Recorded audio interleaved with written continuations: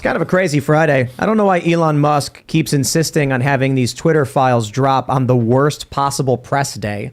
At least yesterday's was a Thursday, but Thursday is also a terrible day. Tuesday's good. Tuesday's the best day. Friday, absolute worst. Like if you put it out on Saturday, then some people will see it on Sunday, but you put it on Friday, it just dies the next day. Everybody says, no way, I'm going out getting a burger and I'm not thinking about work. But we do got big news. The latest Twitter files shows that, this is crazy, Twitter had weekly meetings with the feds, DHS, FBI, over election-related issues. They were directing them and advising them on what to remove, how to remove, and you can see these conversations happening. This is the FBI directly interfering in public communications pertaining to the 2020 election and banning things. And you can actually see in these releases that the Twitter staff are trying to figure out how they can ban Trump, who said certain things. I'm like, uh-oh, guys, this thing he said, it's actually true, because he posted a story and they're like, oh, we can't remove it. That story is actually true. I wonder how many times they didn't actually bother to fact check, or a person made a claim not by posting a link to a news story, but saying, hey, did you hear the story X? And then they go, don't care, remove it. This is crazy stuff.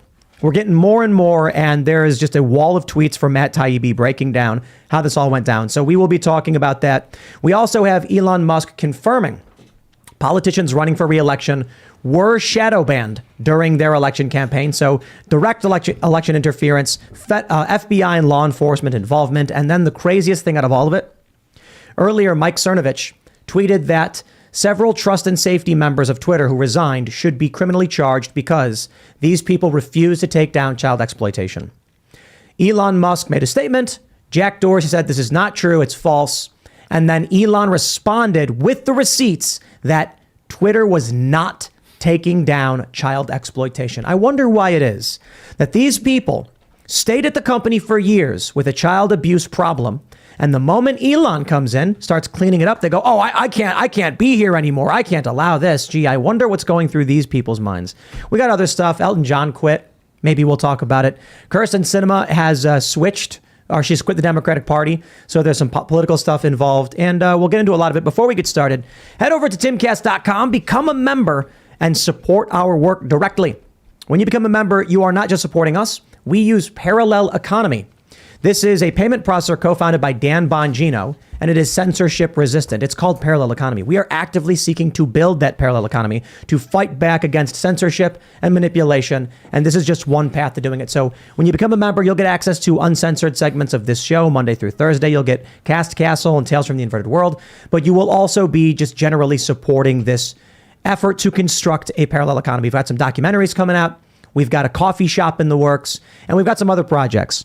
I will give a brief update really quickly. Yesterday, I mentioned putting up a billboard in Fredericksburg. I had a conversation with some of the people involved, and it would appear that, I'll just put it this way, it would not be appreciated if we did put up a billboard calling out the officers involved. So that's not going to happen. All right. So I don't want to step on anybody's toes, but there you go. Just want to make sure you guys knew, because I was actually really, really excited for that. So don't forget to also smash that like button, subscribe to this channel, share the show with your friends. Joining us to talk about all of this and more is Andrew Pollack. Hey, how's it going? You're going to grab the mic? Oh, yeah. So just introduce yourself. I'm Andrew Pollack. I grew up in Long Island. And I moved to Florida in about 1999. Been an entrepreneur. I moved to Florida in 99 with my family. And now I bounce back and forth from Oregon to Florida. And I'm happy to be on Tim's show tonight to discuss things that's what's going on in the country and my past, what I've been through in my life. Yeah, your story is actually pretty heartbreaking. Yeah. I say one thing I always tell people that don't know me, or they always mention, when they mention my daughter, they mention that she was lost or she died. And I always correct people. My daughter was murdered. Okay, dying is something peaceful. Lost is maybe you find them again. But murdered gets, I just feel that's the proper way to say it. When people are talking to me, they never know what to say. And my life's been changed ever since.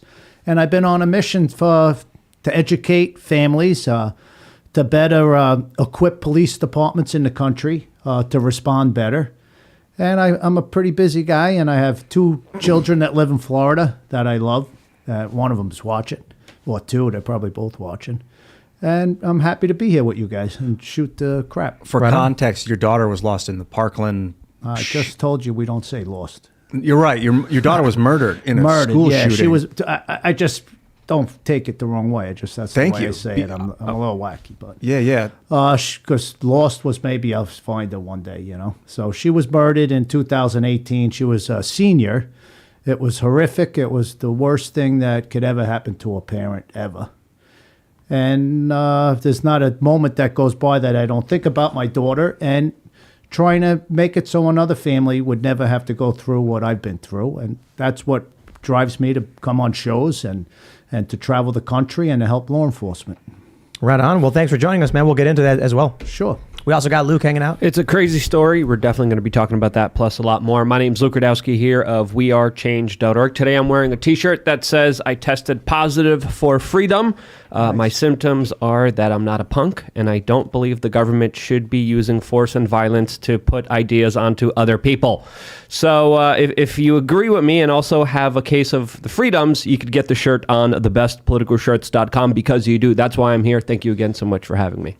I'm Ian Crossland. Thank you guys for coming. Thank you for being here with me, all my fellow humans. Andrew, Andy, good to see you, buddy. Good, man. I'm glad. Ready to get down to business, bro. Happy to be here. Let's rock and roll. What's happening, Kellen? Hey, guys. Back again. Happy Friday, everybody. I'm really excited to talk about things, hash it out, and definitely hear your story.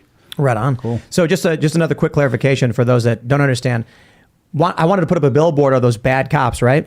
When I say it wouldn't be appreciated, it wouldn't be appreciated by those who are upset with those cops. So I don't want to give away too much personal private information, but talk to people down there, and they were like, "Nah, we shouldn't do that." And I was like, "Okay." What happened, Tim? I'm not familiar with the story. There's a story out of Virginia where a guy refused the COVID lockdown stuff. So 2 years later, the cops are going in and they're screwing with his business. He filmed the cops, and then I said, "Let's name and shame the cops. Let's put up a billboard." And a lot of people got excited for the idea. I certainly was. But I've been requested not to do that by people involved, and not the cops. But I respect it. I'm not gonna go into someone else's town and kind of screw with them. So that's just an update. But let's get into the news here. We got this story, this Twitter thread from Matt Taibbi, and it's all right here. Check this out. Post number 20 of today's Twitter files. This post is about the Hunter Biden laptop situation. Shows that Yoel Roth, not only met weekly with the FBI and DHS, but with the Office of the Director of National Intelligence. Take a look at this. This post. The most important thing, it says, in short, FML, weekly sync with FBI, DHS, DNI re-election security. The meeting happened about 15 minutes after the aforementioned hack materials implosion, blah, blah, blah. That right there says one thing very, very simply. Twitter was regularly meeting with federal law enforcement for quote unquote election security. But Twitter was being advised that there was going to be hacked materials and other things like that.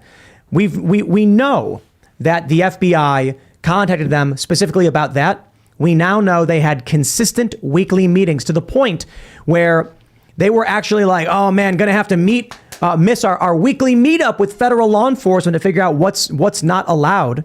This Twitter thread's actually very, very crazy. There's one post where, let me see if I can there's so many of these. Look at this one. Yoel Roth said, very boring business meeting that is definitely not about Trump. Pretty much. Definitely not meeting with the FBI, I swear. LMAO. It would sound and it would appear, I'm trying to be very careful, that Yoel Roth met with the FBI to discuss Donald Trump. I wonder what this was pertaining to. This Twitter thread from Matt Taibbi is specifically about banning Donald Trump.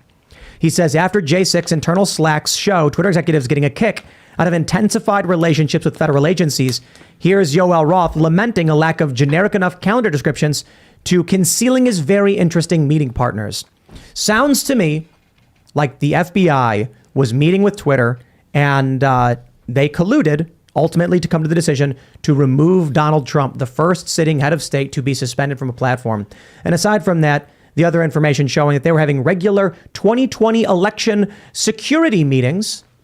And we know that the FBI warned them about the Hunter Biden laptop situation, and they had access to this. So to me, I think this is the bare minimum confirmation the FBI was directly interfering in the 2020 election. I mean, it's pretty clear after all the circumstantial evidence is coming together, and there's a lot of it, specifically highlighting the involvement of this. And I kind of want to bring back what U.S. Congressman Chuck Schumer said a couple years ago in 2017 when he was directly addressing Donald Trump when Donald Trump was having problems with the intel agencies, with the FBI. He said, quote, "The intel officials have 6 ways from Sunday at getting back at you." So I think it's fair to say that there was a lot of infighting, and it's fair to say that there was federal agencies, intel organizations, military psyops officers that were working at these big tech social media companies. There was a revolving door between all those institutions and a lot of these bigger companies, not just Twitter, but also Facebook, also Alphabet, also Google. And when you look at this revolving door, you clearly see a conflict of interest, people abusing their power, not just meeting together, but making big decisions. And this is what I said when the first Twitter files were coming out. I'm like, this is just bare minimum. This is still just scratching the surface, as there was a former FBI agent that was critically involved in this whole Trump collusion story that was involved in censoring it from the very beginning. So now I think we're seeing some of the layers of this onion unravel. A lot of people are going to be crying. And I think we're still only seeing the surface of what's a deeper relationship between the intel community and, of course, big tech social media that are working hand in hand together. I've mentioned that it's happened before, and that I feel like, but we talk about how like it's a frog in the pot boiling, the water's boiling slowly, and we don't feel it heating up because it's happening so slowly. But think about Nixon, man. The last time we had a corrupt government spying explosive news piece, it was Nixon. Well, that wasn't the last time, but Nixon and Watergate. He resigned the presidency because he was found spying on another campaign. Do you remember when President Trump was still president? There was a legislative bill put in against big tech, and it went into the Senate, and they knocked it down. He warned about all the censorship, and it didn't get passed through the Senate. No. Do you remember that? No, what was it? It was. You remember, Tim? No, I was going to say from 2016 to 2018, the Republicans were actively working against Trump. Exactly. And especially with big tech, because I know he warned them about it, and they didn't follow through when they could have, when they had control. Now, there's no control. I'm sorry, I need to clarify. They've always been working against Trump. But I mean, when they had full control of the Senate and the House, they were going along with the whole Russiagate lies and all of that stuff. Check this. I want to show you guys this tweet from Matt Taibbi. Check this out. Here, the FBI sends reports about a pair of tweets, the second of which involves a former Tippecanoe County, Indiana councilor and Republican named John Basham, claiming between 2 and 25% of ballots by mail are being rejected for errors. So they said, here, we just got a report from the FBI concerning 2 tweets related to the shredding of mail-in ballots. This is proven to be false via this, PolitiFact. Do we have a moment ready for this one? I believe this was deemed no VO on numerous occasions. So this is the FBI contacting Twitter saying, remove this guy's speech. On what grounds? PolitiFact says it's not true. But on what authority does the federal government have to flag the speech of a private individual to be removed from a platform? Zero, none, period. It's pure corruption. Look, I don't like the idea of misinformation. I think PolitiFact is full of garbage. They lie all the time. The fact that partisan leftist organizations can claim something's not true, the FBI then goes to Twitter and Twitter says, "Oh, look at that. Guess we got to remove it." This is subversion. Some people are saying collusion. Other people are saying conspiracy. I think they're all true. I think all those references could be true. They use PolitiFact as proof. They use the word, this is, quote, proven. You don't take one news article and use that as, quote, proof. Like, you need to look around. If you're going to make a big decision like that, like ending someone's Twitter experience, you got to know. You can't just willy-nilly say, like, this piece of evidence indicates proof. That's a big problem. They don't have the assets to do it. Who doesn't? The FBI, they could look into anything. They shouldn't just be going by one news. They agency. don't. I think at this point, we can clearly see the FBI is effectively only going after their political enemies. Yeah, I think what really happened is that they saw an article that they liked that verified what they wanted to be true, so they said it was proof. But I mean, you cannot, no human realistically can look at one news article and use that as a piece of proof for something. That's ridiculous. After the plethora of crimes committed against us here, as well as people on our periphery, if the FBI lifted a single finger, I might be inclined to give them the benefit of the doubt and say, it's these bad apples in D.C. But at this point, considering you've got Marjorie Taylor Greene being swatted, seemingly no action. We've been swatted now, I think like 15 times, no action. And there's been other crimes in the periphery of the work we do with people we know, and zero action, to the point where I've actually had people say to me, when we're talking privately, I can't say some of this stuff because I'm hoping something does get involved, like something does happen with law enforcement. But I've had people say to me like, well, did the FBI do anything about that? And I'm like, no, of course they didn't. It's been 2 years. There's nothing being done. So I will just say, at this point, I think it's fair to say, the FBI is not going to do anything. They'll go after a garage pull rope for a NASCAR driver, but they're not going to deal with the seriousness of crimes. They're going to this is them directly interfering in the election. It is a criminal organization. Honestly, tell you what happened personally to my family with the FBI. There were 2 tips called in to the FBI about my daughter's shooter, and they dropped the ball on both of them. Wow. They didn't follow up. Was he the shooter was going to be a shooter? Was the shooter a Democrat or, was it just a piece of garbage, But they called it in twice to the FBI, and they dropped the ball. They ended up getting held accountable. They're actually one of the only entities that admitted failure in the shooting. But they also and that happens in many shootings. They were constantly dropping the ball. But what's their concern with Twitter? You know what I mean? There's people getting shot, and here they are censoring and working with Twitter when they're dropping the ball on mass shootings. You're specifically mentioning the Parkland shooter, is that correct? Correct. Because we see this time and time again, known to authorities. There's Correct. so many instances where he was either undercover or working or known to local police officers, state officers, or in the most situations, let's be honest here, federal government officials, especially at the FBI, who were warned many times. And it's just mind-boggling and head-scratching for the average citizen to be like, oh, he was known again, and they didn't stop it. But if there's an abortion activist, if there's a parent-teacher conference activist, they're going to be on them like white on rice. They're going to be investigating them, spying on them. They're going to be jailing people just like they are for peacefully singing hymns outside of abortion clinics. That's what the FBI is spending their resources on right now. But all these mass shootings always go free when we have the biggest national security surveillance dragnet in all of recorded human history. The government sees and watches almost every aspect of our life, databases it in these huge server rooms, watches over everything, and we're gonna believe them when they say, oh, this convenient event that works towards our agenda, that gives us more power and authority now, that more people will have to rely on us on, just accidentally happened. We knew that there was a suspect here, but he just fell through the cracks once again. I don't know. Happens over and over. I know. It's crazy. FBI. It's absolutely infuriating. It is. Were they honest? You said they came clean and said they dropped the ball. But were they honest with you about why they dropped the ball? Oh, it was a call. It was a couple of calls, and they didn't follow up on the call, and they admitted to it. And a lot of guys, and they said they made changes. I didn't find out what exactly happened to the police or the FBI agents that didn't follow up. And a lot of the times it's the same MO. It's someone who's socially isolated, someone who hurts themselves and hurts other people around them, someone who clearly is a threat, someone who even goes online and says, I'm going to be committing these threats. And that also falls through the cracks. I mean, there's just so many of these instances. I have the lady that called the threat into the FBI that calls me like constantly, not constantly, every few months she checks in with me because she just feels horrible that she called and warned them and they never followed up on it. She was someone that knew the guy personally? Yeah, it was like an aunt, a distant aunt that knew he was, talking about being a school shooter.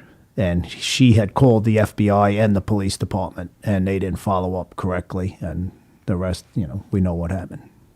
Yeah, she must feel probably probably horrible. She probably me. feels so much guilt because she knew something was going to happen. She tried to warn the authorities, and then they just sat on their hands, didn't do anything. And you guys don't follow it as much as I do. We just had that trial. After murdering 17 people, he still wasn't committed. He didn't get the death penalty, life without parole. He killed 17 people, innocent, on video, admitted to it. And didn't get the death penalty. So it's ridiculous. Why no death penalty? It was like 1 or 2 people voted against the death penalty in the jury. So we're trying to fix that. I spoke with Governor DeSantis about it. There's a way around it where you don't need a full majority. It could be less. It could be like 70%. Because it was ridiculous. What does a person need to do in society to get the death penalty if there's thing didn't get it. Did for you killing my daughter? Would you support the death penalty before the shooting? Well, I personally have a problem with the way the death penalty works because the average death row inmate sits there for 20 years before they're executed peacefully. So I think there could be a lot of changes to it. It should be expedited. You know, someone commits a heinous crime like that, it shouldn't take more than 6 months, to have a trial and execute them. Then I would be all for the death penalty. But the way it's set up now with appeals and they get their own, I looked into it. So a death row inmate doesn't have to work when he's in prison. He doesn't have to get his meals. It's brought to him. He gets his own TV. He gets his own security detail. So death row, a lot of people after a few years of being in general population are actually praying to be on death row. That's what I'm hoping happens to my daughter's killer. All of them on death row are getting fed meals and They're brought to the meals are brought to them, by the correction officers. They don't have to go on a line. They don't have to go on a general population. They have their own security detail, their own TV, their own computer. And they just sit. Most of them, it's over 20 years. We talk about the ethics of the death penalty on the show from time to time. I'm kind of, it's interesting because I'm like pro-choice, but pro-death penalty.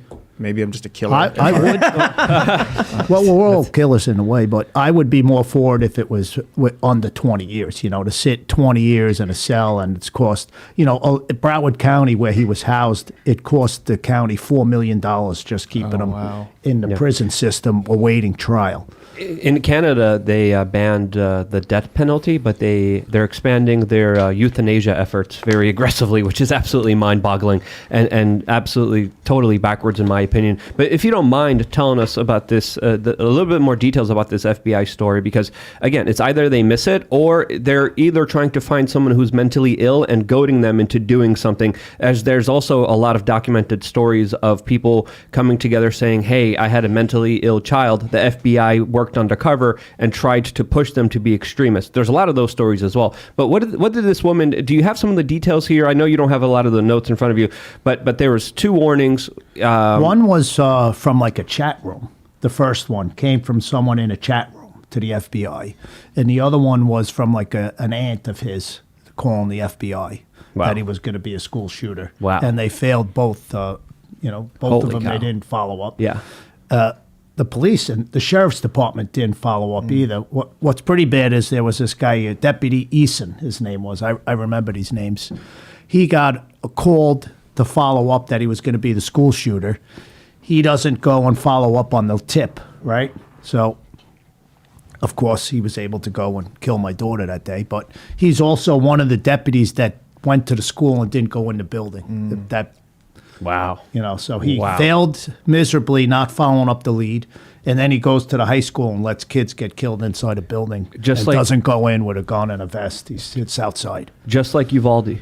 Same, very similar situation. Again, the same kind of stories. Officers outside. This is so frustrating and so heartbreaking to hear all the time. Officers standing outside, not going in. It affected me big time with Uvalde because I was so... After the Parkland shooting, I got so involved with law enforcement, and we made such a stink out of that. There was the one deputy at the school. His name was Deputy Peterson. Scott, he didn't go in that day. He hid for 45 minutes. He didn't hide. He was right by he went within 8 feet of the door. He heard the AR shots going off. I know all this from depositions we did. He heard the AR shots going off, and he went to reach, and then he heard it. He retreated, and then he hid behind, he stood by a wall for 45 minutes while he heard the gunshots going off. So he is, a lot of people don't know this, but he is being held on felony child endangerment charges. Wow. I'll be at his trial. It'll be in May. Wow. But after Parkland, there was so much media attention on these cops not going in, and I did so much press that I thought there's no way in the world could a cop not know if you hear gunshots that you got to move towards the gunfire. And then Uvalde happened, and it really killed me, man. My son had issues, with the anxiety, and it was just horrible after Uvalde that these guys, I don't know if you noticed, they didn't even go to open the door in Uvalde. You know, it wasn't locked. That was all BS. They created a Yeah, perimeter the door wasn't blocking locked. parents, pushing parents out so they couldn't stop the shooting. There was parents that were arrested that had to run away and then get in the building and then get their children before the cops did in Uvalde, which is infuriating. And I remember covering Parkland and reading about it and being like, what were these cops thinking? They're armed. Kids There's are a getting number killed. of them. They're inside of a school. Their main job is to as they say, protect and serve. Their main job is to run into the line of fire when it comes to safeguarding the most innocent, the most smallest, the most purest, children of our society. And then they just Children stand getting there. killed. What was that we were talking about, I think earlier this week, how in China, if someone's driving a car and they accidentally run someone over, they'll get out of the car and then murder the person, because having to be financially responsible for a person for life is worse than getting a few years in prison for an accidental, vehicular assault or whatever. When there was another story, people I can't remember who brought it up about what they do in China in a similar fashion. But when you get to a point where your society is overly litigious and lacking any kind of social cohesion, these are the stories we start to see. The reason why the cops in Uvalde bar parents from going in, I don't want to get sued. If they go in there and cause a problem, they're going to say, why didn't the police stop them from going in? And then we get sued and then I lose my job. No, you're not allowed to go in. I'm not going to go in either. You want me to risk my life for your kid? Never going to happen. That's where we're at right now. People don't look at each other and say, we're all in this together. They look at it and say, every man for himself. Was that the vibe you got? Not that you know the intentions of the officers on duty at the time, but did you get the vibe that they didn't want to get legal recourse, or were they just afraid? Or They were just, there's an expression in law enforcement, it's called ROD, retired on duty. Parkland's listed as one of the safest cities in the state. So they just had cushy jobs, overweight cops, they didn't run in where anyone, there were coaches at the school that ran in that day unarmed. And so Deputy Peterson now, he's getting $110,000 a year pension for letting my daughter get murdered and those other 16 people. So I'm hoping I'll be at that trial in May in Broward, and I'm hoping if he's found guilty of felony charges, he'll lose his pension. He went, it was unbelievable. We deposed him, and I was sitting as close as I am to Tim with this guy, and he came in holding a Bible. He thinks God's gonna help him now that he let all those people die. It's nice to hear that you said the coaches actually ran in that day, because, I'm actually a high school coach myself, and they tell you, you can't, if there's fights, you can't touch the kids, like Tim was saying, out of fear of lawsuits. So I'm glad the coaches of Parkland actually had the guts to go in and go. And his name was Aaron Feist, and they actually named a really good program after him in Florida. It's called the Aaron Feist Guardian Program, where teachers or not law enforcement could go through this program and be able to carry on at the schools. And I sat through it. It's really intense. Yeah. And there's different districts that are allowing it, and they named it in the bill that we got passed in Florida, the Aaron Feist Guardian Program. Aaron died shielding. I'm reading about it. Yep. What was it happened exactly? Oh, he got it. He went into the building, and it was just horrible timing. Exactly when he opened the door, he just blown away with the shooter. My daughter actually was on the 9th floor. She was shot 9 times, and she was shielded. She shielded another student, and actually at point blank range, he shot her, and the bullets went through her and killed the other girl too. So for 45 minutes to an hour, the police were sitting outside 45 minutes. while one guy with an AR, while multiple weapons, was walking around the school. One AR, that he had an AR. Peterson, the deputy that was there, could have had a clear shot at him. He went to the door. The shooter was still on the 1st floor. A lot of people don't know the shooter went to the school in an Uber, if you could believe it, with a Cabela's rifle bag. She picked him up at his house. The Uber driver drove him to the school with his rifle bag, where he got out and walked right in through an open gate, where the gate was against protocol. The gate should have been locked. People didn't call the code red. Adults had hidden closets. Didn't call a code red. Police hid. There was so many things that went wrong against my daughter that day that I could make a list. What if certain things would have happened, she'd be alive today.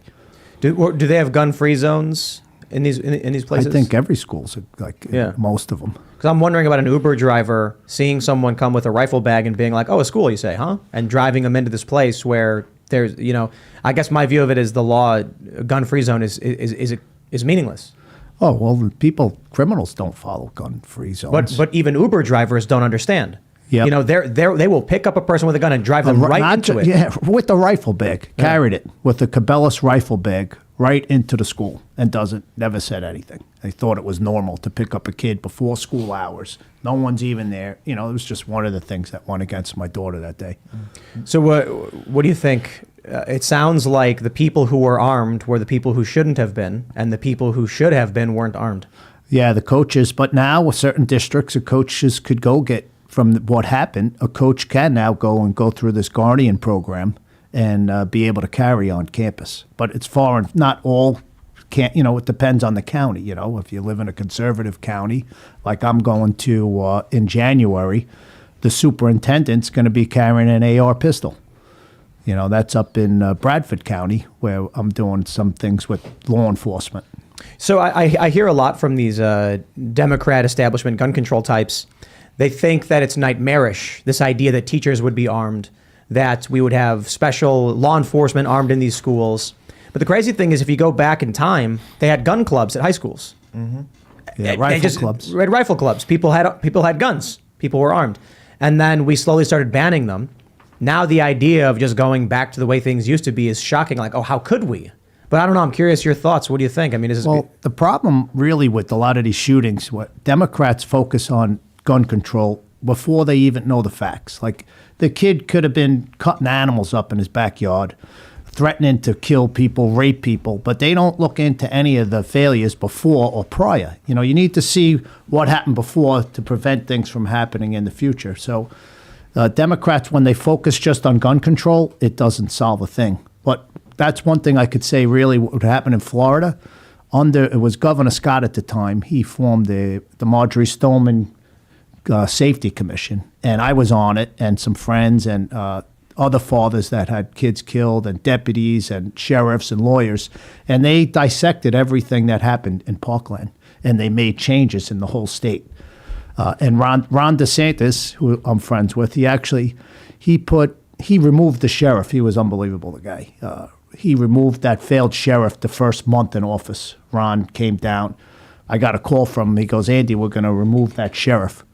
And I go, how are you going to do that? He goes, "Well, I'm just going to remove him. I'll be in Tallahassee." I go, "No, Governor, you need to come down to Broward, go right in his office, and you yank that guy right out of right there." It was so great. He flew down to Broward. He had an emergency landing on the way down. So it's like hours. We're waiting, like everyone's waiting at the sheriff's office. And he came down and he removed the sheriff within the first month. It was like national news that he got rid of him. He was the guy that was on CNN talking about his amazing leadership. Wow. He's actually, and he ran again. Broward is such a cesspool.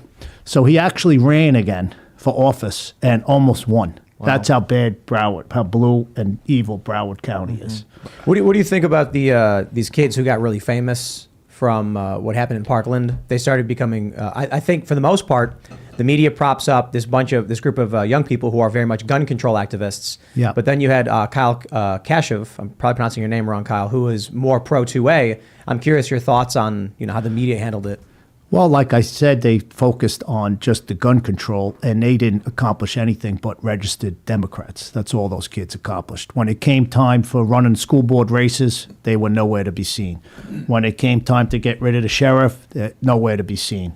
Getting bills passed, common sense bills for school safety, they were nowhere to be seen. But me and other couple of parents and my family, my sons, we were at it like nonstop to hold people accountable. Ron, I call him Ron, people don't know him, but go by Governor DeSantis. Actually, after we removed him, he put a grand jury investigation into the Broward County School Board. And just recently, within the last 6 months, 4 school board members were removed. Wow. And the superintendent was arrested. So there's been when you really want to make a difference and you go for accountability, you could make a difference. Yeah, Ron really got involved on the local level, especially when it came to local school board elections. And a lot of people are saying that he did a really good job. How would you rank his kind of response to everything that happened in Parkland? he did unbelievable for my family and myself for accountability. You know, getting the superintendent arrested on felony charges. You know, Broward is so bad that so the superintendent gets arrested, right, on felony perjury charges through the grand jury. Wouldn't you know, that same year they had that in Broward, they had that superintendent speak at the school where my daughter was murdered at graduation. That's how bad these people are in Broward. So he got that done. 4 school board members. He cleaned house.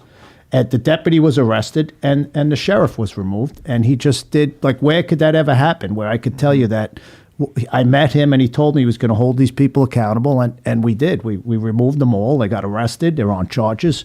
The school board lawyer was arrested. So the media doesn't tell the rest of the country what really happened. They don't want to focus. They're on to the next mass shooting, and they're going to blame that black rifle, and then they'll move on to the next one.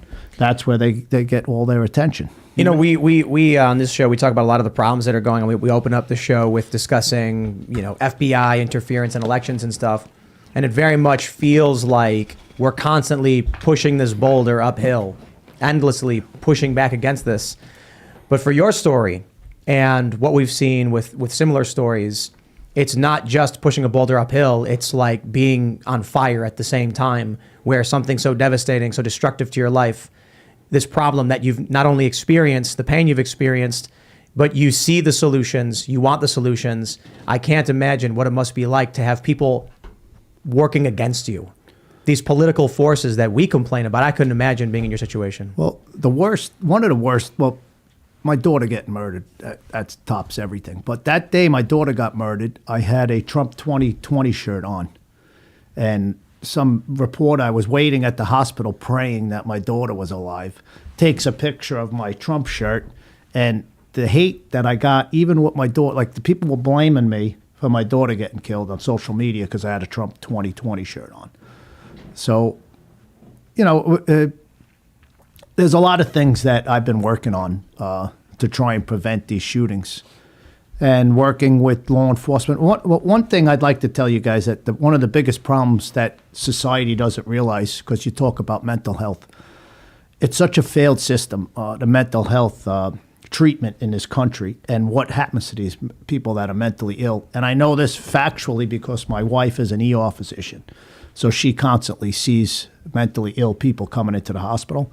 What happens with these mentally ill people is the police pick them up, they threaten to shoot the neighbor, they run a dog over, or they kill a cat, or they're threatening to rape people.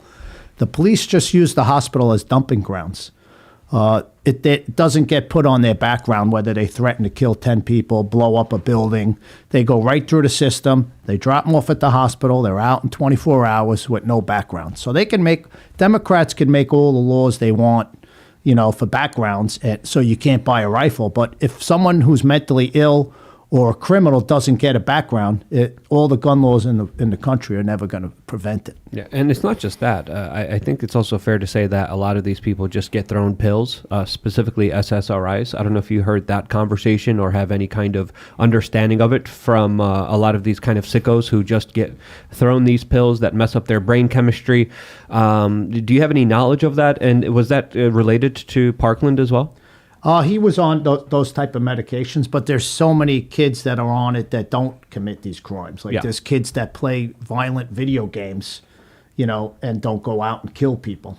So I've heard of that, and the one that my daughter's murderer was on those types of medications. Yeah, was it like SSRIs? Or SSRIs. whatever? Do you know the name of them by any chance? I forget. Okay, yeah. Well, a lot of them, that's usually one of the common connections between a lot of these kind of lunatics, is that they go on some of these medications and it just kind of makes them go crazy. Again, correlation does not mean causation. A lot of people like to stretch and just say it's fully that. I think there's a lot of failures in our society, especially when it comes to fatherless homes, especially when it comes to the medical industry, especially when it comes to law enforcement. I mean, there's so many things that we could address when it comes to the rising amount of gun violence in this country. Which one do you think is maybe more prominent? I think the worst is the mentally ill not getting a background. When they do something that deserves it, they just go like, there's what's called the Baker Act in Florida, that if you get committed and you go through the full Baker Act where you're put in front of a judge and a psychiatrist, it'll go on your background. But 99.9% of that never happens. They just get released. And that's, the failure. There's no more mental institutions. So you take away, if you take away 50% of the mass shootings probably in the country, if the mentally ill that really are violent, you have to be careful there. They have to have due process. And if they had a background on them, they wouldn't be able to purchase. Do you think that decline in religion plays a role in a lot of this stuff? That and the fatherless home, like you've said, families look with inflation now. Look what parents have to do just to stay afloat, man. Even if there are two parents, they're working, just to be able to afford a dozen eggs now. The price of everything, food, gas. A parent, years ago, my mom stayed home, when I was growing up. How many parents now have that ability where they don't need two parents working? So it is a problem in society. People looking at me like I got some wisdom. Well, I thought you were going to say something. what are you gonna say, I'm man? trying to find out what drug the guy was on. I couldn't figure it out. I think a big part of it is that mental They illness. really wasn't focusing on the drugs, I- because they wanted the death penalty, so they're not they don't want any outs with any drugs or any mental illness, I asked about the religion, but it's not just about religion. It's about a cohesive cultural structure. It's everything. It's the whole family unit. Right. I see is struggling. And I couldn't help but to notice too, because Ian's copy of Genderqueer is sitting next to you. You're familiar with that whole controversy? I don't follow it that much, but I know that I follow it with the sports and stuff, and with men competing and women's sports and different bathrooms and genders. This book is in grade schools, and I can't show you what's in it because it's a violation of of YouTube's rules to show the content that's in that book. That's horrible. It's adult graphic content that they're having kids see it. And this is a component. I don't want to Sure. The governor in Florida was attacked for they put this bill in place. You guys must have heard it. What they wanted to make it the Don't Say Gay bill. The parental rights in education. But really it was the teachers have no right teaching anything about sexuality in kindergarten, first grade, and second grade. And that's all it was. And they attacked the guy. Like, what parent would want you sending your child to school in kindergarten? They're talking about and then they lied gender about identity. It. Yeah, and then they lied about it. They said it was the Don't Say Gay bill. There was nothing in there about that at all. They just wanted to attack him. Exactly. And then the national media and the Democratic Party all march in lockstep saying anybody who brings it up is lying about it. Including Disney. That's right. Like, what the heck? Like, why is the guy even saying anything? But what's great is, Governor DeSantis went at Disney. They were getting all these special tax breaks for being a Florida corp, and he pulled them all from them. So now they're like paying like regular DeSantis taxes. He's doing He's great a savage, stuff. the guy. He's a savage. He's a great guy. Well, so, I bring this up because the stuff we're seeing in schools, the decline, or I should say the rise of secularism and the decline of religion, all seem to be components in not just shootings at schools, shootings in cities, a rise in violent crime in all the major cities, but also an unwillingness from people in the community to actually try to save each other. So, talking about having a Parkland, talking about having with Uvalde, like I said, it's kind of like what we see with communist China. These cops are like, you can't go in, I'll get sued, and I'm not going to save them because I don't care about you, I don't know who you are, and you don't mean anything to me. Well, it depends. It's a serious thing. I get a lot of calls from parents and emails about their children in the schools and what's going on about everything, gender identity, security, what they're teaching in the schools, restorative justice programs. And my first answer to them is, because it's really painful. I can't answer everybody about their kid getting bullied or another kid getting murdered. But the quickest response would be, if you could afford it, you send your kid to private school. When did you guys ever hear of the last school shooting that was at a private school? You never hear about it. That's a great point. And if you can't afford private school, you homeschool, or you move to a district where that's not going on. Homeschooling has been increasing dramatically, but I think that latest Project Veritas video came from a very elite private school where people are spending about $30,000 to $40,000 a kid per year, and they have teachers there that are doing unspeakable things that if we mentioned here on this YouTube channel, we would get cut off automatically. Well, we can. Let's put it this way: Project Veritas put out an expose where the dean of students said that they pass around adult toys and discuss the difference between lube and spit and instruct the children on how to insert these things into their bodies. And this is an elite private high school with 14-year-olds being told this. What's the school name?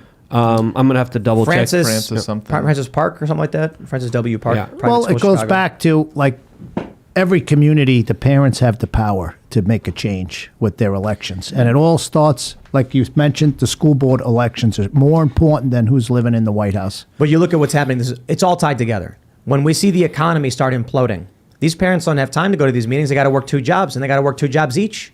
So now you don't got parents who can be at home with their kids. This is breaking up the family. Then they're Correct. using the schools as daycare centers, also bad for the family. Then you get teachers who are trying to subvert the parents' guidance, like what we saw in Florida, resulting in Ron DeSantis, pushing, along with Republicans, the parental rights in education. You actually see now the craziest thing out of Chicago with this private school, $40,000 a year. This guy on camera is saying it's really cool that he gets to do this.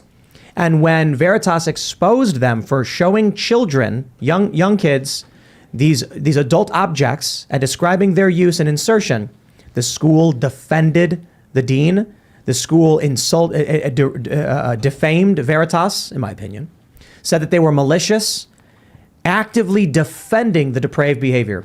And that's the power of the parents. Who would send their child to a school like that? Take your kid out of that school and make them go bankrupt. It's only because of Project Veritas that they might know about it right now. Because they're working. The economy's in the gutter. What are you supposed to do? You go to work and you pray that your kids are in. And both parents are working. Right. So the family is being gutted and destroyed. And it's affecting, like you said, crime, shootings, kids taking drugs, fentanyl. It implodes. It starts at the bottom. Plus social media influencing the minds of children early on. Parents just giving a phone to children, and then they're in the hands of social media that is essentially creating a kind of thought control where they're curated particular content that they want them to see. You add that with a horrible diet. You add that with people not having the right gut, the right brain working correctly. It's a recipe for disaster, and I think we're going to be seeing a lot more violent events, especially with the increase in poverty, and especially with the increase of fatherless homes. I think it's almost guaranteed that there's going to be a lot more shootings, a lot more violent acts with children coming our way, because there's all the ingredients are there, and there's nothing taking away from this larger problem that I think is sadly unavoidable right now. I hear all this, and I'm saying to myself how fortunate it was to grow up in the 80s. Yeah. And party like a rock star. And my biggest worry was like, where was the party that week, and where we're going to go get a cold keg of Budweiser. Oh, even the 90s. And the 90s. It was just so incredible. And I see these kids now, and it's such a difference. They're glued to the phones, they're glued to the cell phone. We're all have an addiction with it, and it's just so much different than when I grew up. And, we went on beer runs in high school, and we just had a good time. And we didn't have you'd ever heard of a school shooting. It's just horrible. The next 10 years, it's going to get more interesting than people realize, right? We start the show talking about these Twitter files. You've got talk about censorship, manipulation. We've got a breakdown of the family. But right now, those kids you mentioned that are addicted to those phones, that are growing up in these strange times, 10 years old, let's say. In 10 years, they're going to be voting. And how do you think they're going to affect the political system? What's happening to particularly young girls? They go on Instagram, they go on Snapchat, they go on TikTok, and they get depressed when they don't get enough likes on their posts, views on their videos, and it's causing a massive spike in depression alongside COVID and all of the crazy mask stuff that's happening. We are going to have 2 generations, Gen Z and Alpha, and the next generation, and they're going to be so negatively impacted by this. I fear that, I hope that we're headed towards something better, right? When we get these exposés on Twitter and the FBI, it's shining a light in the darkness. It's sending a signal to people that victory is possible. Republicans take the House, maybe we'll see some changes. But when you start thinking about demographics and what's happening with the young people, it may be inevitable that as the older generation, the boomers and the older Gen X, start aging out, retiring, they're not voting, they're passing on, we lose that level of stability despite, look, I think the greatest generation was just that. I think the boomer generation has some issues. Gen Xers have a little bit more. Millennials have a lot more. Gen Z is going to have way more. And it's just this cascade effect of generations getting worse and worse and worse. I fear that for all the issues we can complain about with boomers, when the boomers are gone, it's going to be apocalyptic. You're like, we need that level of stability among them, despite the criticisms the younger generations have. Same thing is true for Gen X. Millennials are a psychotic generation. It's split down the middle between woke insanity, and then you've got classically liberal to conservatives countering that. Gen Z is going to be crazier. Alpha is going to be crazier. These kids who are addicted to these machines, who have no sense of family, who don't know their dads or haven't seen their families because they've been raised by the state, when they get in the vote, I think the system just implodes. And you could see now it's the biggest generation of kids that are still living home in their parents' basement. Yep. Most of, not that I'm knocking that. I got a son that's still living home. But Well, they how don't old have are that many economic opportunities compared to what people had before. It's If you look different. at I the opened a financial business, situation, yeah. I was in business by the time I was 19. I moved out when I was 18. I was rocking and rolling like in New York. How old are you? 56. 56. So what is that, Gen X or is that Boomer? I couldn't tell you. One of the two. It's like Might be maybe 58? both. I'm on the cusp. Maybe I got both. Boomix. I got both. 57, Maybe a little bit of both. 57. Is that the year you were born? 56. 66. 66. Yeah. I'm So on. I I'm think 79. that's Boomer generation. probably early, Yeah. early. Oh, you're late boomer. Late, early maybe. X. Maybe I'm a boomer. I don't know. I'm late. Yeah. X. Call that. Well, so you see with the Gen Z, the meme, okay, Boomer, like dismissive of this. They're growing up. You're seeing a lot of socialism. Why? These kids don't have jobs. They go to school. At school, you're told what to do. Don't push back. We give you your food. We give you your books. Then they go to college. These are young people who never had a job. I'm not saying not like every Gen Z person has never had a job. I'm saying there's a generation. In this generation is a large swath of young people. They're now 22 years old, getting out of college, and never worked a job in their lives. Yep. How are they going to enter the workforce? They can't. They end up going to places like Twitter, where they walk in and have red wine on tap, and they go to the Lego room where they can do building blocks. Then they have the meditation room because they're just so stressed out, and they think these mean words online are pure violence. I'm not excited about where this country is going, because we're losing the generation that are like, I started a business when I was 18, and we're gaining the people who are like, I went to school till I was 28 and don't know how to. And it's pretty write amazing anymore. that everyone I grew up, like all my good friends, one of them went to college, became a pilot. But all the others are like, one's in construction, one's in tile, one's a contractor, one's in the jewelry business. We all did very well for ourselves, and I'm hoping that it continues, but you're not really seeing it like you're saying. I'm not hopeful. I mean, dude, my peers, they're always complaining. They don't want to work. They're unmotivated. They're lazy, and they're sad. It's That's why scary. they're sad. Yeah. I'll tell you, I live on a ranch out in Oregon, and there's this one college I respect. I have these neighbors, these kids, they're about 30 years old, about your guys' age, and they all went to this Oregon Technical Institute in Klamath Falls, and they all came out with a profession. One's a dental hygienist, the other one does sonograms, then there's all engineers, and they're all good kids, man. They're all conservative kids. They're not on their phones. Like I hang out with these kids that are down the street. And they're just really good, solid kids. So it gives me some hope, but they're so outnumbered, these kids. And they all are working or doing something. They all got great professions from this one college, but they're in the minority. Right. Speaking up and speaking out is a key.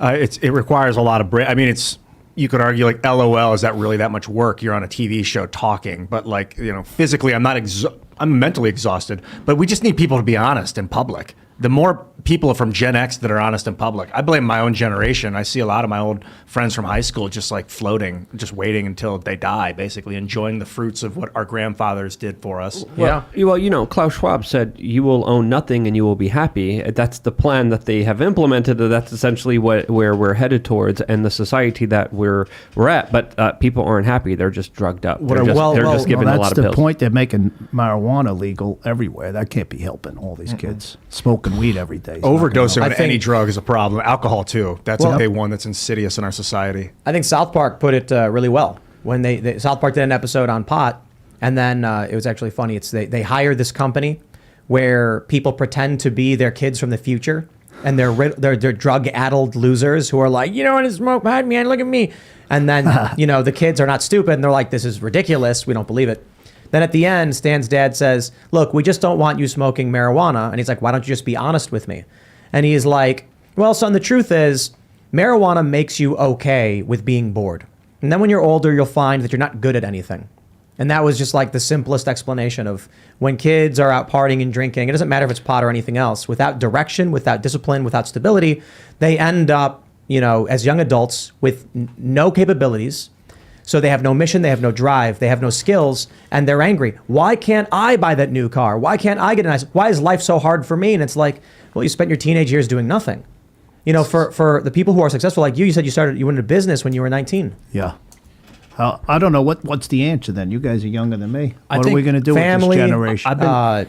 Family, religion, maybe. I've been thinking a lot about finding peace with the past. That's a big part of it for everybody, for people in general. Just accept what happened, and then prophesy good things for the future. Because sometimes what we'll do is we'll look at the past and then say, because that happened, because there was so much, it indicates that it will happen again. But we are offering our versions of the future to the world. So, Tim mentions religion, and there's one thing I'm in a circle with some religious Jews. They're Chabad, and my rabbi's a Chabad rabbi. They really do something right. They honor the Sabbath. So every Friday, which is great for the family. I wish I did it with my kids. So everyone should do it. Friday, come sundown, they shut everything down. Mm-hmm. The phones, the TV, everything. All the family gets together Friday night. They pray.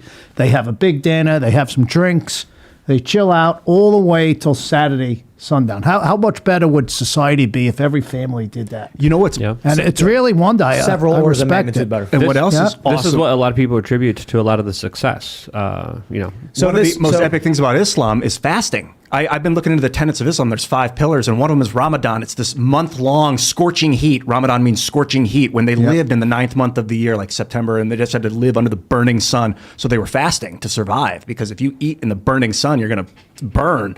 And now, in solidarity with those that did it to survive, people will fast for a month straight. But man, clearing out your gut, because like you were saying earlier, Luke, it's another type of brain, and it will absolutely get you. Yeah, and it's being ruined, deliberately. I think that's a fantastic offering from Islam, is fasting. One of the things that we've been working on is I call it Saturday morning cartoons. There are a lot of people that don't have that Sabbath, where at Friday night they stay with their families and they have dinner, and there's a lot of people that don't go to church. So what we want to do is Saturday morning, we got a new location we're setting up. It's going to be a public, we're going to do cafe on the first floor, games and stuff, skate shop, maybe second floor. And Saturday morning, you come in, you bring the family, and the kids will watch cartoons that are not degenerate, or, they'll be normal, fun, like I watch Bugs Bunny. I don't mind Bugs Bunny. Show Elmer Fudd walking around with a double barrel, trying to hunt ducks or whatever. I got no issue with that. But there's cartoons that I think kids could watch. I mean, the stuff I grew up with, I think, in the 90s wasn't so bad. But now you got really, really weird stuff, like Blue's Clues had like one episode where it showed a beaver with double mastectomy scars. And so we want to create a space where parents can come in the morning, everybody can meet each other, people who live nearby can become friends, we can build community. Because the reason I say religion is not because I think, I'm not an overly religious person. I don't think the solution necessarily is that people need to find God. People need to find each other. Religion is one mechanism for that. When people used to go to church, they'd be with their community once a week. They would talk with each other. They would learn what's going on in the community. With Shabbat dinner, you've got families sticking together, cutting everything out and saying, no, we're here together as a family, strengthening the family unit. All of that leads to success. Like they said, a family that prays together stays together. You always heard that, right? Have you been absorbing any of the Shabbat goodness? Yeah, I really love it. Whenever I'm in town, I go to my rabbi's house, and I just shut it down. A lot of times my sons will come with me, and we'll just sit with the rabbi, and he gives you a little Torah, something. He'll give you a Torah story.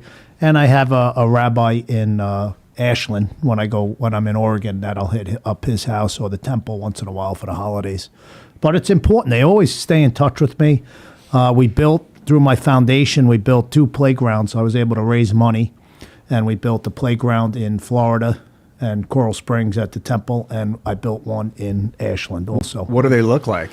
Just cool little playgrounds for kids to play and have fun, Like swinging ropes and stuff? Yeah, if we got a slide, you got a swing, you got something, the kids hit the drum, they love all that stuff.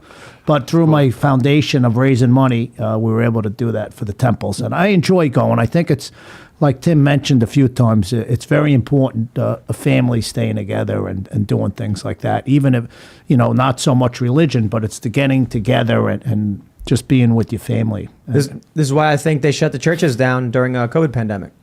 Walmart was allowed. Small businesses weren't. Churches weren't. Parks Not weren't. Florida, though. They shut down Not playgrounds. Florida. DeSantis. DeSantis. My rabbi made sure to thank him when we were at a rally recently with the governor, and that was one of the biggest things. My rabbi was so happy, and to thank the governor for was keeping the place of religion so people could come and pray. It meant a lot to him, and he wanted to make sure he thanked the governor. People don't understand how big that was, especially when Huge. Even the federal government was saying, you got to lock down. What Sweden is doing is wrong. And that was from the Trump administration, which was absolutely insane. So I think truly with so much pressure from the federal government, from the corporate media on Florida specifically, there was other states that also didn't lock down. But specifically, Florida was where everyone was pointing to, criticizing, saying this is going to be the bloodbath. Everyone's going to be dead here. Everyone's going to die. They have such a big elderly population. It's a given. Everyone's dying here. DeSantis is a murderer.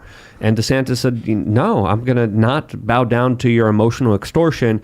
And I think truly it was Florida standing up against all of these pressures that allowed the United States to not be as draconian as a lot of people planned it to be. And what was interesting, all the people from the Northeast that moved down to Florida, and they turned out voting Republican. As you saw in the election, he won like 20 basis points or something like that, like a record. Right, he won by. I relocated there. I moved down to Florida. I have my residency's in Florida. I'll never give it up. Yeah. Oh, so you I do love it down both? there. You go back I and forth? bounce back and forth, but majority I'm in Florida, and that's where I vote. That's the first thing the governor asked me when he see me. You didn't change residency, did you? I go, no, don't worry, Ron. I'm voting for you. You got it. We did a rally for him. It was great. Double-digit victory. What did he win by? Like 1 million votes? 1.5 or 1.6? And it was like we almost got stuck with that other guy, Gillum, if you guys remember him. Oh, yeah. Getting caught in a hotel room with naked gay prostitutes and drugs. He almost won it. That's how terrible it was. Florida, it's amazing how Florida went from being a swing state to it's so red. It's one of the reddest states. Everyone that in the state that's running something is Republican. So there's I'm gonna butcher this. So Prager, I apologize. What is it? Cut flower politics? I think he calls it. Was that what it was? I think so. Yeah. He says that you have this beautiful flower in a pot, and then you pick it and hold it up and show how beautiful it is. But then as it's been separated from its roots, it slowly withers and dies. And that's what we're dealing with now as a society. I feel like right now we don't realize the wave has already hit in this country as we believe it doesn't exist anymore. We talk about the FBI. They're seemingly only going after enemies of their tribal ideology. So a garage pull rope, 12 agents. But a bunch of people showing up to the Supreme Court justices' homes illegally protesting. We're not getting involved in that. Pro-life activists, however, got to track them down, lock them up. January 6th, 2 years solitary, no trial. Mass shootings too, like we spoke Mass shootings. about. They dropped the ball. I mean, look at that. There's a meme from remember on the Simpsons episode where Bart says, what was it, woozle wazzle or something like that? No, I didn't do it. Is that what the line was? I don't remember. But he gets a catchphrase. And then all the students look and turn to him and they say the line, Bart. The meme is, he goes, it's like he's got the FBI hat and he goes, the suspect was known to us and we took no action. And then they're like, yay, because it's happened so many times. We could only hope that the House now could do something. Maybe they'll look into it. Because if they don't, who's going to do it? Even the Department of Justice, they do whatever they want. Well, this is the issue. The reason I bring up the cut flower politics idea, the flower is dying and there's no reattaching it to the roots. It's not going to happen. I think you can splice it back on. Can't? Okay, come on. Okay. I'm talking about a political metaphor. I'm trying to be positive. This guy. Sure. No, I mean, to be fair, perhaps there is a way to reconnect with our roots, and that's actually a good way to put it. So I stand corrected. If we can restore our roots and get back to what made this country function better, maybe we can turn things around. I think there's a good opportunity for that. But right now, what I see around us, well, actually, maybe you were completely right. What I see around us is a light at the end of the tunnel. With the Republicans taking the House, this may be the point where we start turning things around. If more shows like this, more people like Crowder, more people like Stick, Sex, and Hammer, more shows pushing through the noise, more people able to counter the narrative, Elon Musk taking over Twitter. That was great. This is a potential opportunity to start rejecting societal collapse and degeneracy and saying there's got to be some degree of responsibility, meritocracy, protecting the family. Maybe we actually are restoring those things. I was thinking, I like this metaphor about when was the flower cut? Was it the Federal Reserve Act, 1913? Woodrow Wilson, did he slice? No. Was it the 90s? Because Reagan was awesome. I remember Reagan was pulling down the Berlin Wall and like ending the Cold War. It's the 2000s, and I think it was social media. It was the internet. Yeah, the internet, algorithms, algorithmic manipulation, and the financial collapse. These things all happened right around the same time. But didn't you guys feel that we got a little reprieve when Trump won? Like, I thought the country was going, it was so horrible. 2016 is the first time I voted. You know, I just couldn't, I had to get involved and vote the way the country was going, like it was now. It's just no different from when Obama ran things, from when Biden's running things. There's two ways to look. So I thought that, you know, him getting elected, I thought, you know, patriotism, look, there's no patriotism now in this country. He brought back patriotism, and the country was definitely doing a lot better then than it is now. There's two ways to look at it, I guess. I've heard these stories about old people on their deathbed, you know, they're lethargic, they're dying, and then one day, all of a sudden, they sit up, tons of energy, they're talking, they're laughing, they say, "Get my family in here, I'm feeling great," and they're like, "Whoa." The family comes in, they all share laughs and memories, and then say goodbye, and the next day, the person dies. Like all of their energy is mustered up for one last goodbye and I love you.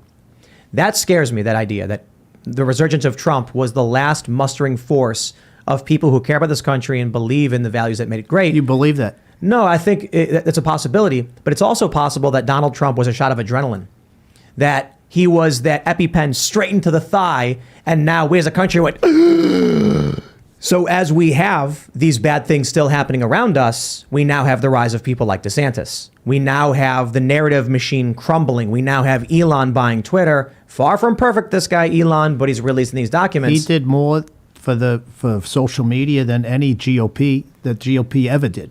What Elon Musk did to beat the big tech just recently. Private sector. Yep. Yeah. But maybe Donald Trump we were all sitting around feeling our heart tighten.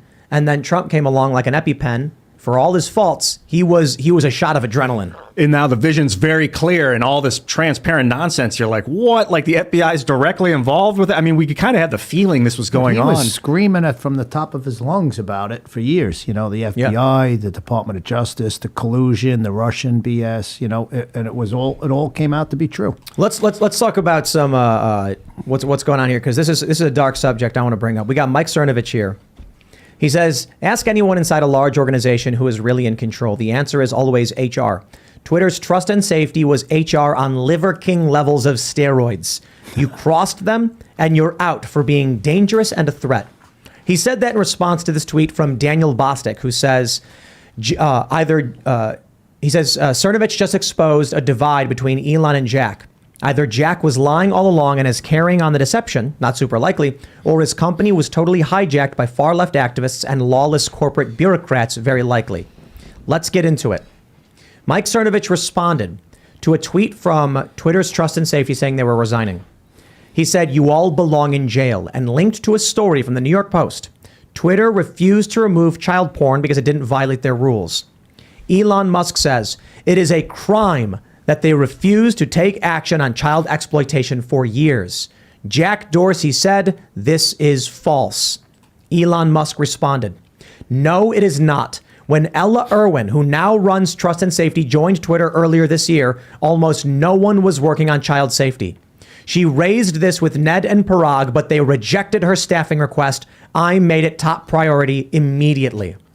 This is the level of corruption we have seen in this country. On Twitter for years, on social media, they were posting pictures of children in disgusting ways, and they did nothing. So when we say that Elon Musk did more than the GOP ever did, more than the FBI ever did, he gets in, day one, he says, my top priority, ending child exploitation. It gets even worse than that. There was victims of a lot of this, CP, a lot of this adult child content that were coming to Twitter and were saying, hey, this is happening to me. I'm being targeted. My photos here are being released here. I was a child. This is illegal. Please get rid of it.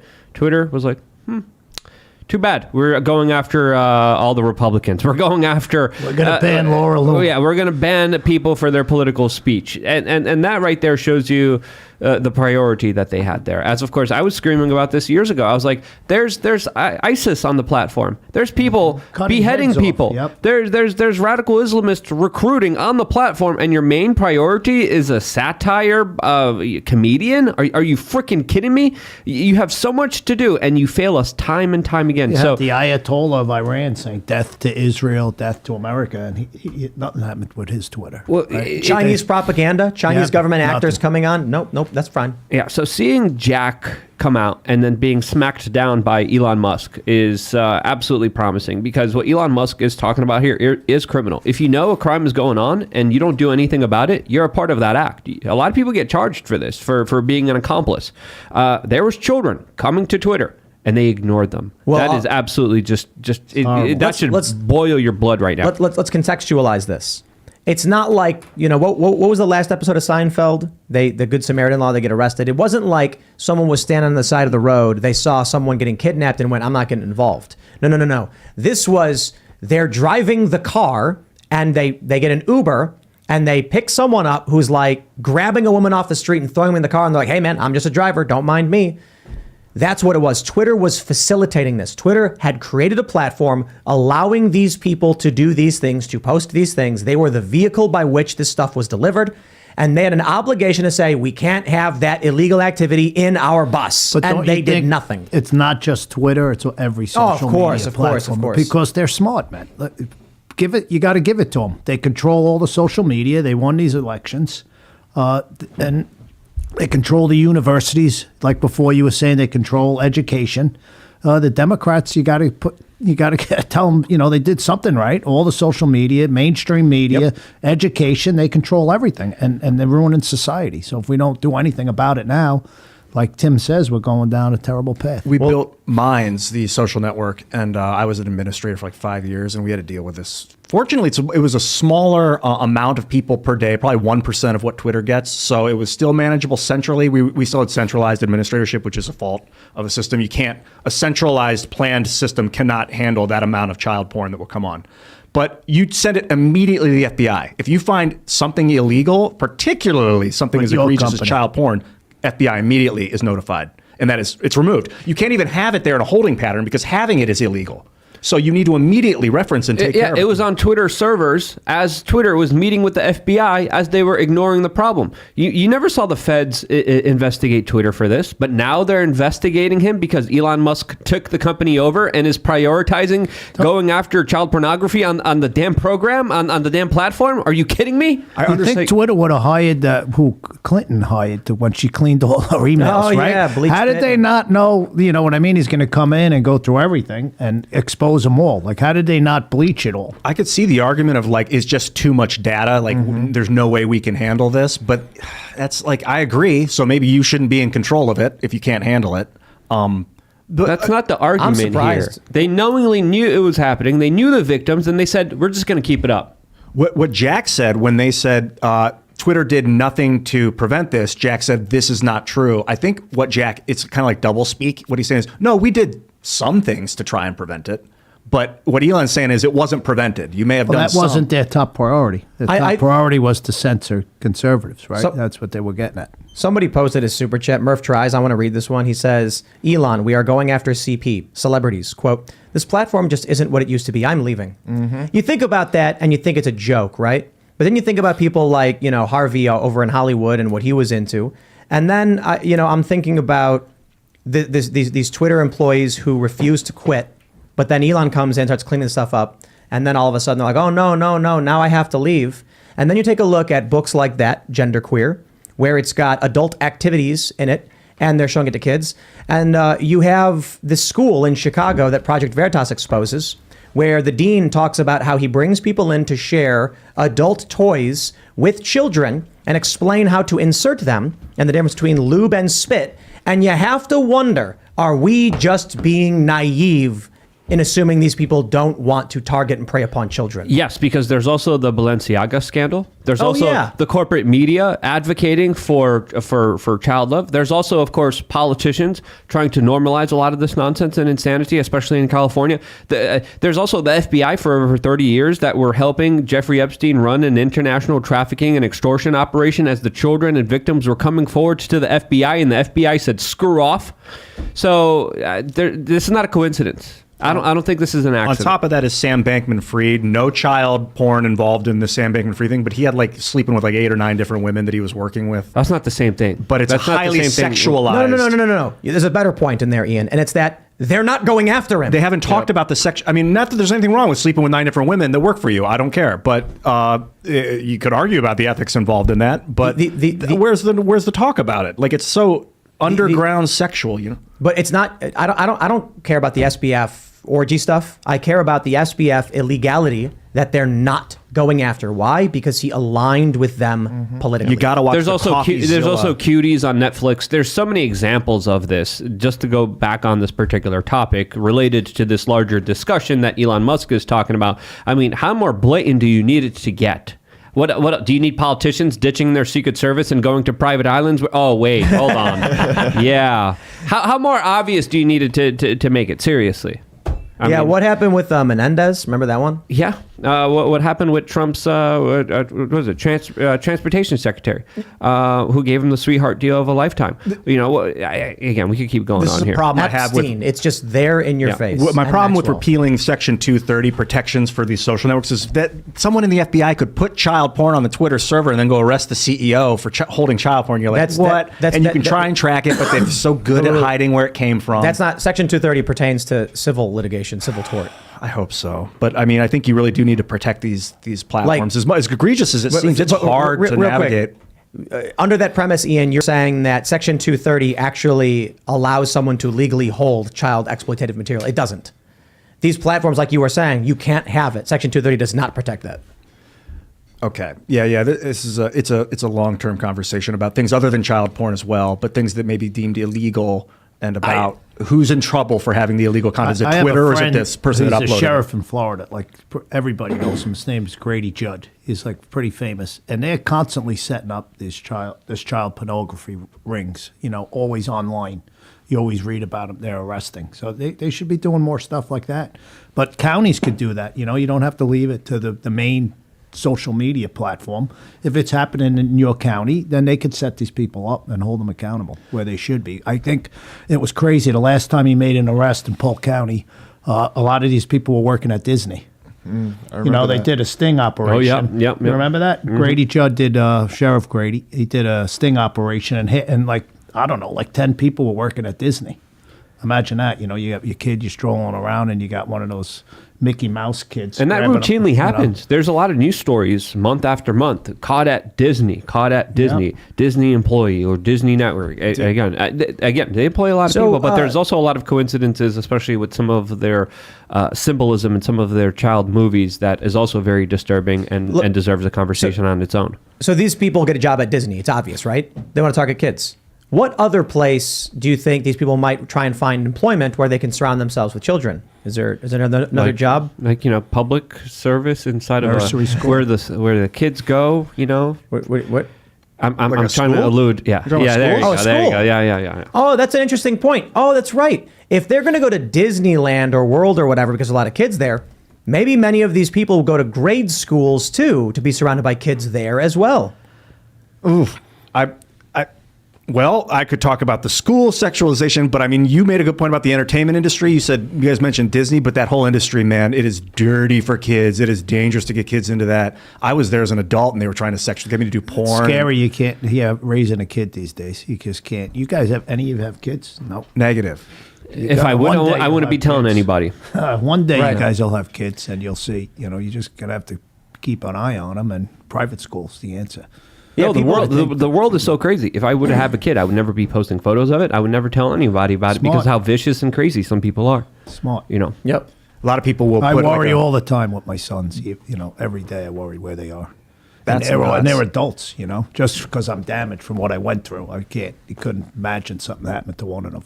I would see pictures of people with their newborn babies, but they'll put like block the face out. A lot of people in the last 15 years were putting the full baby face and everything online, so everyone knows what their kid looks like. Beautiful baby. It's a chance for us to be like, yeah, let's support the beauty of the child. And I think collective consciousness, I think that it actually enhances the beauty of humans when we can all appreciate each other. But it also lets everyone in the world know what your baby looks like. And that's, like you were saying, Luke, I mean, that's pretty wickedly terrifying. You know, because we know that governments will go after people's kids. They'll be like, he should have had a better father. There was a Jamal, what's his name? Is this Khashoggi is the guy? He was the reporter. He was Khashoggi's the a different guy. It was the kid, the 16-year-old was killed by Obama on a drone strike. Abdurrahman al-Awlaki. Yeah, al-Awlaki. And he's the son of a terrorist, you know, what they call the terrorists. So they killed his son. What was he, though? He was working with the Pentagon before when it came to de-radicalization. So he was working with also the intelligence agencies. The father? Before. Yes. Yeah. Okay. So. Anwar, I don't think his dad committed any crimes. He was a preacher. He preached jihad against America. I see. And they said, well, his speeches, warrants. I could be wrong about that, but let's just, that's why I usually I stick to discussing Abdulrahman, 16-year-old kid from Boulder, lived in San Diego, goes, I think that's what it was. Then he goes and flies to Yemen to visit family, and then Obama blows him up. Well, the father had a lot of connections to the government and the Pentagon, and then he became radicalized and became a cleric, and then started preaching radical Islam. And then the son was killed. Yeah, he was killed. The son was killed, and then there's reports of the daughter being killed off of the first few days of the Trump administration on a commando raid that Obama wouldn't call off on, but Trump allegedly called off on. That's the official version of events. Could have been an accident. Could have been North Korea style family targeted execution. I don't claim to know what's going on. I think the United States sent a clear message that if you screw with us, we kill your kids. I thought so too. Yeah. I mean, that's the vibe I'm getting, and partly why I don't want to put pictures of my kids all over the internet. I mean, if you look at the extradition and torture that the intelligence agencies were doing, especially when it came to flying people to Egypt, what's his name talks about this? Majid? Yeah. Oh, Majid Nawaz. Majid Nawaz Brilliant. talks about this all the time. Sorry for butchering your name. I think I'm just dyslexic and I'm just horrible with pronouncing names. But he talks about how, many times routinely people get picked up, sent to Egypt, and again, we can't even discuss some of the horrible things, the torture that people gone through officially under the rendition flights and the torture flights that were conducted with your tax dollars, and including children, including hurting children in front of parents and doing unspeakable things that you can't even mention. How do you say his name again? Oh, it's Majid. Majid. Yeah, Majid talks about this in detail, but it's a conversation that a lot of people aren't ready for. You'll always remember Majid's name because it's like magic. Mm-hmm. I grew up with a kid in high school. His last name was Majid. Dude, Majid Nawaz is a brilliant, I don't know what you call him, a scholar. I don't know how you define the guy. Reformed terrorist, I believe. Yeah. He's a brilliant guy. He was in that prison in Egypt. He describes his situation. He's a brilliant, fascinating thinker, and his content is top notch right now when it comes to speaking out against a lot of the craziness that society is dealing with. And now he's helping de-radicalize a lot of people. Which I think is absolutely critically key and important, and in many instances doing the opposite of what the intel agencies are doing. I think a lot of the benefit people could get right now is don't worry so much about showing the world your life. I kind of went through a phase where I was like, I want to document everything so I can get my likes, and also I'll be remembered. Who doesn't want to be remembered? But it can be like less is more sometimes. I think you guys got a good what you're doing. You move to rural areas. I think it's great. I live. Chickens. Chickens, goats, chicken cam. You got to do a goat cam at my place. Yeah, Goat City. We could do a goat cam. Goats are awesome. So living rural, I think, is going to be the future for a lot of families. Doing some homesteading, raising your own beef. That's a way to get your family be involved with them. And raw milk, eggs, nature, fresh air, no pollution. People go tap their sink water in the city, and then they're like, I got to go to the grocery store to buy my food. You think it's your food? You think that's your water? They can turn it off. If the grocery store doesn't have it, you don't have. It happened. You saw it with COVID. You couldn't get a lot of the things. Where I live, I'm hungry. I'll just go out and kill a goat. Or, you know what I mean? We got no more chickens. The dog ate all my chickens. But I have 120 goats. They're great to watch. They have 2 to 3 a year. So they're constantly growing. I don't name any of them. They're all numbered. On the ranch, you never name any. I heard something really clever from, I think it was from Kim. She's our chicken tender. She said a friend names their birds after holidays.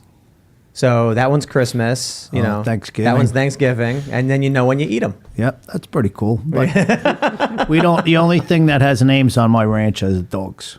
How many dogs? We have 3 dogs, 2 livestock guardian dogs, and I have a Malinois. Which one is ate the Anatolian Shepherd? I couldn't knock that out. I have a German anything. Shepherd too. I raised it on a farm, and I made sure to teach it. I was like, "Hey, you stay away from the chickens. You respect the chickens." Yeah, it was tough. It was because they have that drive, especially the shepherds. They love They to chase see things that around. They fluffy love to thing running around. They're like, "We need to get it." It was a lot of work. I have a Malinois that's trained to a T. Like, I love him. I got him when he was 2 months old.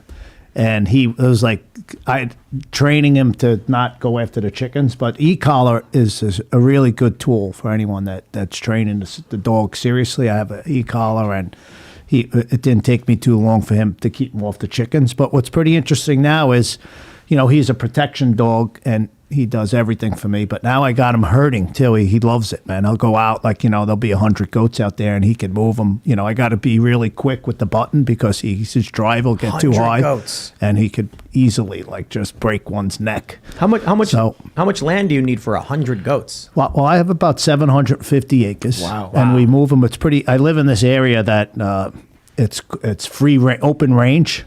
So lately, the price of hay went from like $7 a bale to now $21 a bale. So a lot of times I just open my gates and I just say, nothing's for free here. You know what I mean? It's not like in the city where you get your food stamps and you don't have to go work for yourself.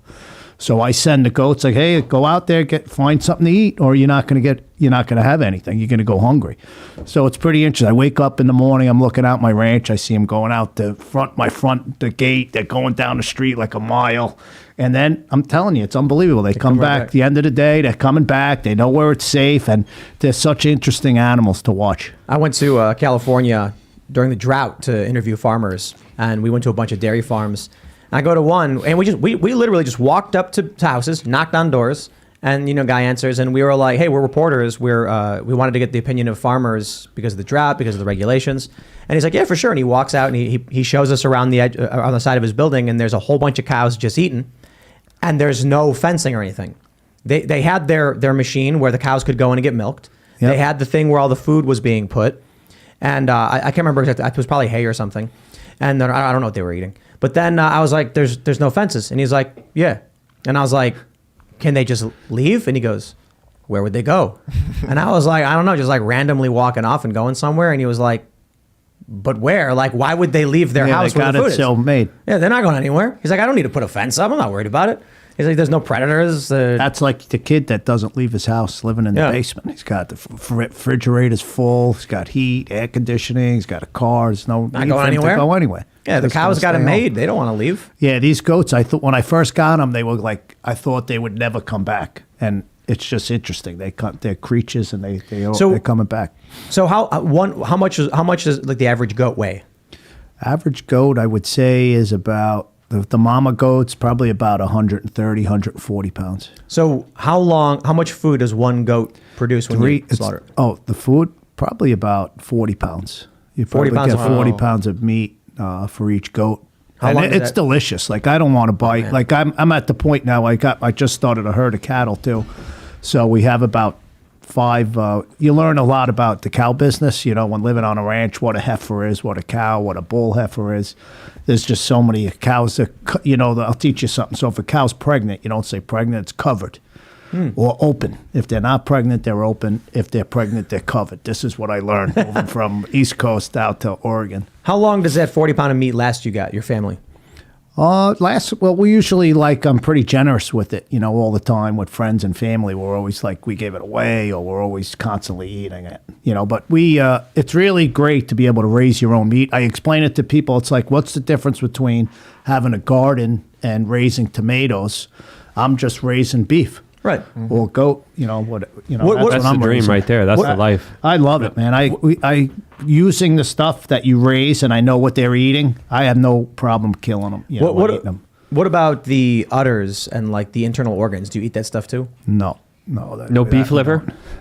I got to turn you into beef liver. We got to have a conversation about this. Well, as a kid, I used to eat liver all the time when I was growing up, but I haven't. I have my first steer now, so he's about 600 pounds. So I won't butcher him till the fall. He was born in June, but I have another 5 that are covered that'll be giving birth, and they take about 9 months, to give birth, a cow, and a goat's about 5 months. If you're not going to be doing anything with the liver, I'll gladly take it off of your hands. But I would love to have a conversation about organ meat, because there's a lot of important stuff that a lot of people don't get, especially when it comes to a lot of the American diets comparatively to a lot of other international diets that do prioritize organs, because they're usually more nutrient dense than, of course, a lot of the meat. But I'm definitely not going to let anything go to loss. The saying is usually nose to tail. The butchers, it's crazy. They're so busy, like where we live, that you could make an appointment. Like if you want to butcher a cow, it could be like 7-8 months out for the butcher to come. So I'm almost have to, like, for next fall soon, I'll have to make, unless I got a neighbor that's a pretty good butcher. There's a huge shortage, and it's so expensive. Many people don't understand. That's one of the biggest expensive parts when it comes to raising animals. It costs me, if I want, one of my neighbors, he'll do a goat for me for about 100. You're raising these animals. Do you have concerns about parasites in them when you're eating them? No, we constantly, not all the time. If I know now from watching when an animal's sick, and we'll treat it. Once a year, I'll treat them, and everybody in the herd of ivermectin. The ivermectin works great for the parasites with goats. You just put a syringe, you just fill it, and they need it. Is that all you use, ivermectin? Yeah, and with the goats I'm fortunate. I have a lot of pasture and irrigation, so I can move them around. It's when these animals sit in like their own pasture, and they'll eat stuff down, and they get sick a lot more because they're eating down to the ground where their feces are. Yeah. So I learned I went from looking at scrap metal to looking at real estate. Now I look at goat shit on my ranch to see if they're sick or not. So it's crazy. You do have cows though, right? Yeah, we have some cows. How much milk per day does a cow make? Oh, we don't. These are beef cows. Those are beef cows. Different. There's beef cows. There's Angus. There's Herefords. There's Charolais. You'll learn all these things. Oh yeah. We want to get a cow, and we were told no because they produce like 8 to 12 gallons per day. What they're not telling you is, like, even with the goats, like if you start milking a goat, it's like a full-time job. If they don't have a kid on them, you got to milk like twice a day, or they go through like some serious pain. You know? But you're gonna get a beef cow. You buy a steer, and you got enough acres. You put a steer on it, and you feed them, or you probably have enough feed on. You said you had how many acres you got? Like 50. So you got enough. A lot of trees though. Oh. Yeah, but I don't know. They'll be able to find you.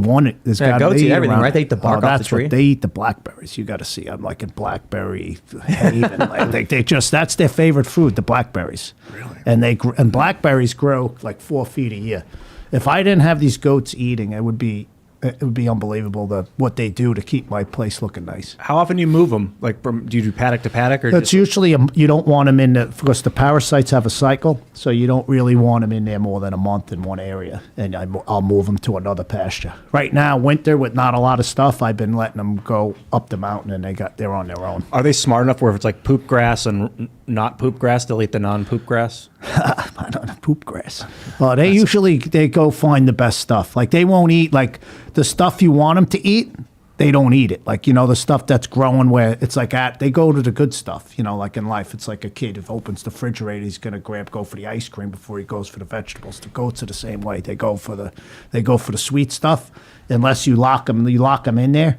Then you force them to eat it with like electric fence. Yeah. Then they'll eat. My mom did that to me one night when I wouldn't finish my no electric fence involved. But it was a similar. We're gonna go to Super Chats. If you haven't already, would you kindly smash that like button, subscribe to this channel, and share the show with your friends. Become a member at timcast.com to support our work directly. When you do, you are using the financial system Parallel Economy, co-founded by Dan Bongino. So we're trying to get away from PayPal and these other companies. We're trying to build a parallel economy, and that's why we have secured a new location for a physical enterprise where we want to do the Saturday morning cartoons. We want to have a game shop, a skate shop. We're going to have a whole bunch of good, fun stuff happening. We have this little nook area we're going to call Ian's Crystal Cove or something like that. Nice. I'm excited. I'm going to put up a curtain, and we're going to put a sofa and like lava lamps and like a TV for movies. Dude, how about a couple of goats? Well, we can't put them in a city. You can't put a couple of goats in there? Nah. It's have that goat yoga now and everything. Urban. Yeah, that's fun. But it's the way it's shaped. There's this little nook area where I think we can put up like curtains, and then you'll walk in with your coffee and sit down, and there'll be like a TV with a movie playing, and rocks everywhere. It'll be good fun. So let's read those super chats. All right, Gemcast says, Tim, this is my last $5. Please pull up Title 18 USC Section 241. Twitter directly violated it. Well, there you go. Give me that again. Title 18. USC Section 241. All right. I Prefer Rumble says, Tim, in response to your 90s commercial today about Taco Bell, their slogan was run for the border. Not sure how well that would go over today. LOL. Yeah, it's funny, too. I heard that they tried to open Taco Bell in Mexico as American food, but nobody wanted to eat it. Yeah. Well, we used to joke about that, make a run for the border, and they'd be like, make a run for the toilet, is what the joke was. That's So right. They stopped using the We have in Oregon, you have the best Mexican food trucks that you could ever. Oh, man. It's unbelievable. The food, it's better than any restaurant. You go to the food trucks, they're the best. L.A. Did you man. find the law? Yeah, conspiracy against rights. It's a U.S. federal crime. Really? What does it say? Conspiracy against rights is a federal offense in the United States of America under 18 U.S.C. 241. If two or more persons conspire to injure, oppress, threaten, or intimidate any person in the free exercise of enjoyment of any right or privilege secured to him by the Constitution, it goes on. Wow. Yeah, it's pretty broad. So we need the FBI to investigate itself. Conspiracy against rights. Good Yeah. luck with that. Right, exactly. That would be the law. Raymond G. Stanley Jr. says the year is 2029. Liberty was so 1990s ago. For Damastan, the hub of culture, news, politics is kept safe by armed patrols, drones. Historians will link the shift in tactics by Tim Pool back to this week. Yeah, maybe, I guess. I don't know. Part of me wants to say start moving to cities. Move into the urban centers and then vote against all these people. But I could not advocate for that. Get out, take care of yourself, get some goats, get some chickens. I like the starting new city. You ever think about starting a new city? Like John Astor did in New York? I don't know. I like keeping people away from me. It's better. I got goats and cattle and dogs. Well, we'll do it. We'll. You know what I mean? But there are people. There's people moving. That's what's going on now. People are moving to states that are more like-minded, like they are, and that you could see. It's like steps. People are moving. They move to Florida. They're moving to Tennessee. Like everyone you talk to, every retired cop's moving to Tennessee. That's really what's going on. We'll do it. I'm in. What we'll do is we'll buy acreage in West Virginia. We'll set up a designated space as the downtown. And then what you do is you basically lease or sell small plots, like half-acre plots, to people who want to set up businesses. And then we create a market strip that people can go and hang out and, I already have the land. You could bring it out to me. In Hire Florida. some awesome No, police officers. Oregon. Oh, in Oregon. There you go. Just can't bring any Democrats out. Yeah, none of those. That's it. Well. Conservative people, we could find a spot for them. All right, let's grab some more. Where are we at? Tori Bretlian says, so we release a well-known international arms dealer while Russia is fighting Ukraine. After we left billions in weapons in Afghanistan, well, we also can't find all of the Ukraine aid. Interesting. That's right. As Biden is calling for gun control, as he just released what is known to be one of the most dangerous Lord of arms War. dealers in the world. Yeah, he's worried about that Yeah. risk. The Merchant of Death.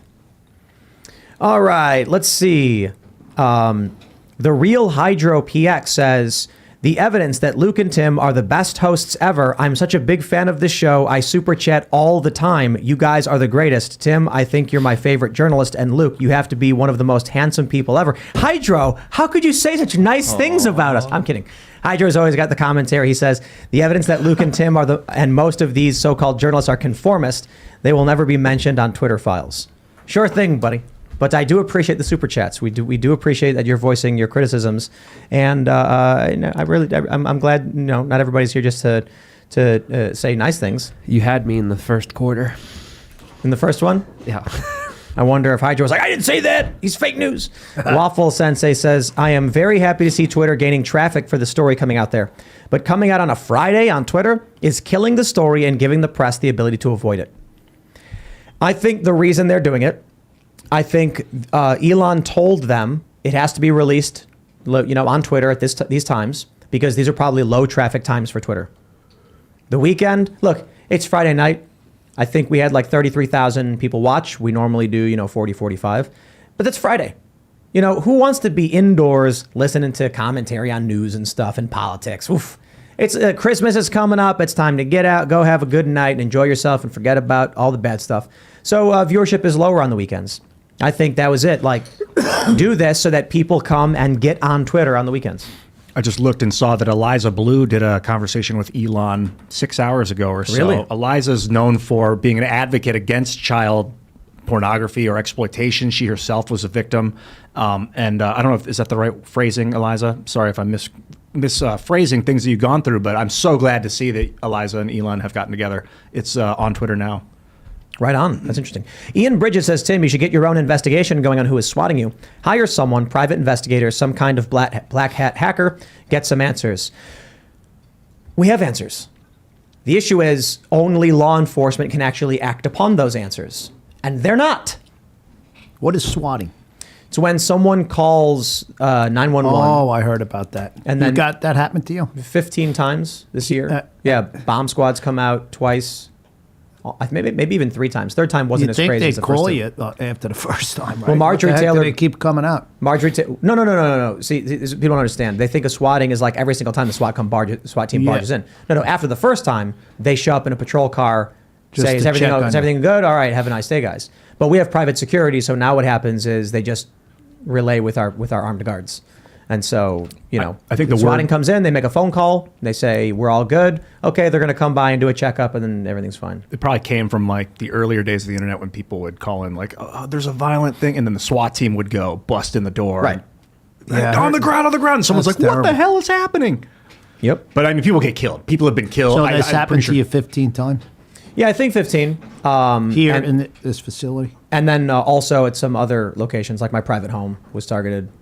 So we have information that I believe would lead to the arrest of individuals involved, but law enforcement the FBI just doesn't care. Like that's why that's one. Maybe it's my bias because seeing that happen. But I think a better thing is, take it off myself. Marjorie Taylor Greene gets swatted 6 times. I think was it 6? You'd think the FBI would be stopping that. No, they only operate to protect their political ideological So tribe. that should make you feel not bad if they're not helping her, right?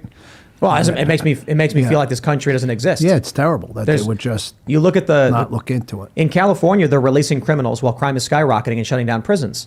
There is no functioning executive. In system Oregon, this you country. can walk around with 2 grams of coke or meth and not get arrested. I do work with law enforcement, so I did a drive around with one of the sergeants, and he said you could pick these guys up with 2 grams of coke or meth or mushrooms, and there's nothing that happened. No arrest. Not even a ticket or anything. Nothing. They don't even bother. They don't even have now. I'm into I have a Malinois, so I train with a lot of canine units. They don't even get dogs that are drug dogs anymore. Only apprehension because they don't even care about the drugs. It's just because anymore. they just have more on their hands to deal with, more violence. Stuff. I guess they're just taking that approach. They're just not going to arrest. They're not going to put them through the system. And it's just horrible. You see the homeless, like the homeless population. It's like California, Oregon's the same. I did a ride along in Miami. First thing, within the few minutes, a high speed chase. Oh, It wow. was crazy. It was insane. I went night crawling in Chicago. Man, that's not for the faint of heart. In night crawling, you guys know what that is? Journalists go out at like 10 p.m. and they get the radio, they get the police scanner, and they drive around, and then they speed. They get this as fast as they can to the crime scenes to film and document, and then sell it to the local news agencies. I think we saw 5 murders in the span of a couple hours. There was one where there was a house, and it's Chicago, so it's not like everyone's a homeowner. The top floor was where the guys lived. The bottom floor was like the house homeowner renting out the top floor, and the guys up top owed money to somebody, or I can't remember exactly what happened. The car pulls up, just unloads into the house, killed the woman or something. I can't remember exactly what happened. Strictest gun laws in the country. How many murders are taking place every weekend? How many kids are Chirac. getting killed, right? This is an important super chat here. Slane Hope with a really, really good point. He says the death penalty is tricky because of Vegeta from Dragon Ball. Had Goku not spared him, Trunks would have never been born and Earth would be lost. Well, that proves it. I mean, right there, that's just, death penalty out the door. Yeah. Completely esoteric, over everyone's head, except for those that are big Dragon Ball Z fans. All right, TH says, just heard SCNR subverse settled. What next, Tim? You may have seen that there was a lawsuit, subverse settled, there is information available on the WeFunder website. And the only thing that I can say is that I can't say anything just yet. So a lot of people are saying, like, we want answers. What's going on? Why aren't we getting answers? Legal restrictions. Like, it's basically how these things work. But we probably have a bunch of updates soon, maybe. And what you can do is you can read all of the files from the lawsuit, as well as a decision that was issued by the California Department of Industrial Relations to get an understanding of what happened. And I will leave it at that. And then hopefully, as we continue to work on this, we'll have more for you soon. All right, where are we at? We'll grab some more super chats. Oh, let's see.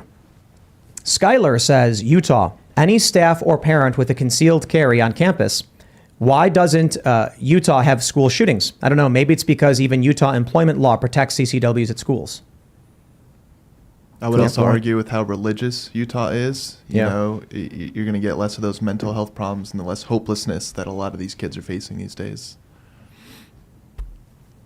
All right, let's see. Miss Martin Muses says, How Meadow Died is a must-read for anyone even thinking of having children in any school. As a teacher, I can say that it is an accurate portrayal of who is at school with your kids. Thank you. You wrote it? Did you write it? Yeah, I wrote it, and every parent should read it that wants to send their child into a public school. It's very educational. It's all the facts, what I uncovered in the shooting, all the failures. I put it into this book. It's like a handbook for parents, you know, because the media, they're focused on gun control. That's what happened. That's all those kids. Everyone knows those kids got so much media attention. But when it came time to get anything done, the cameras left, and so did they. They left, and they didn't do crap.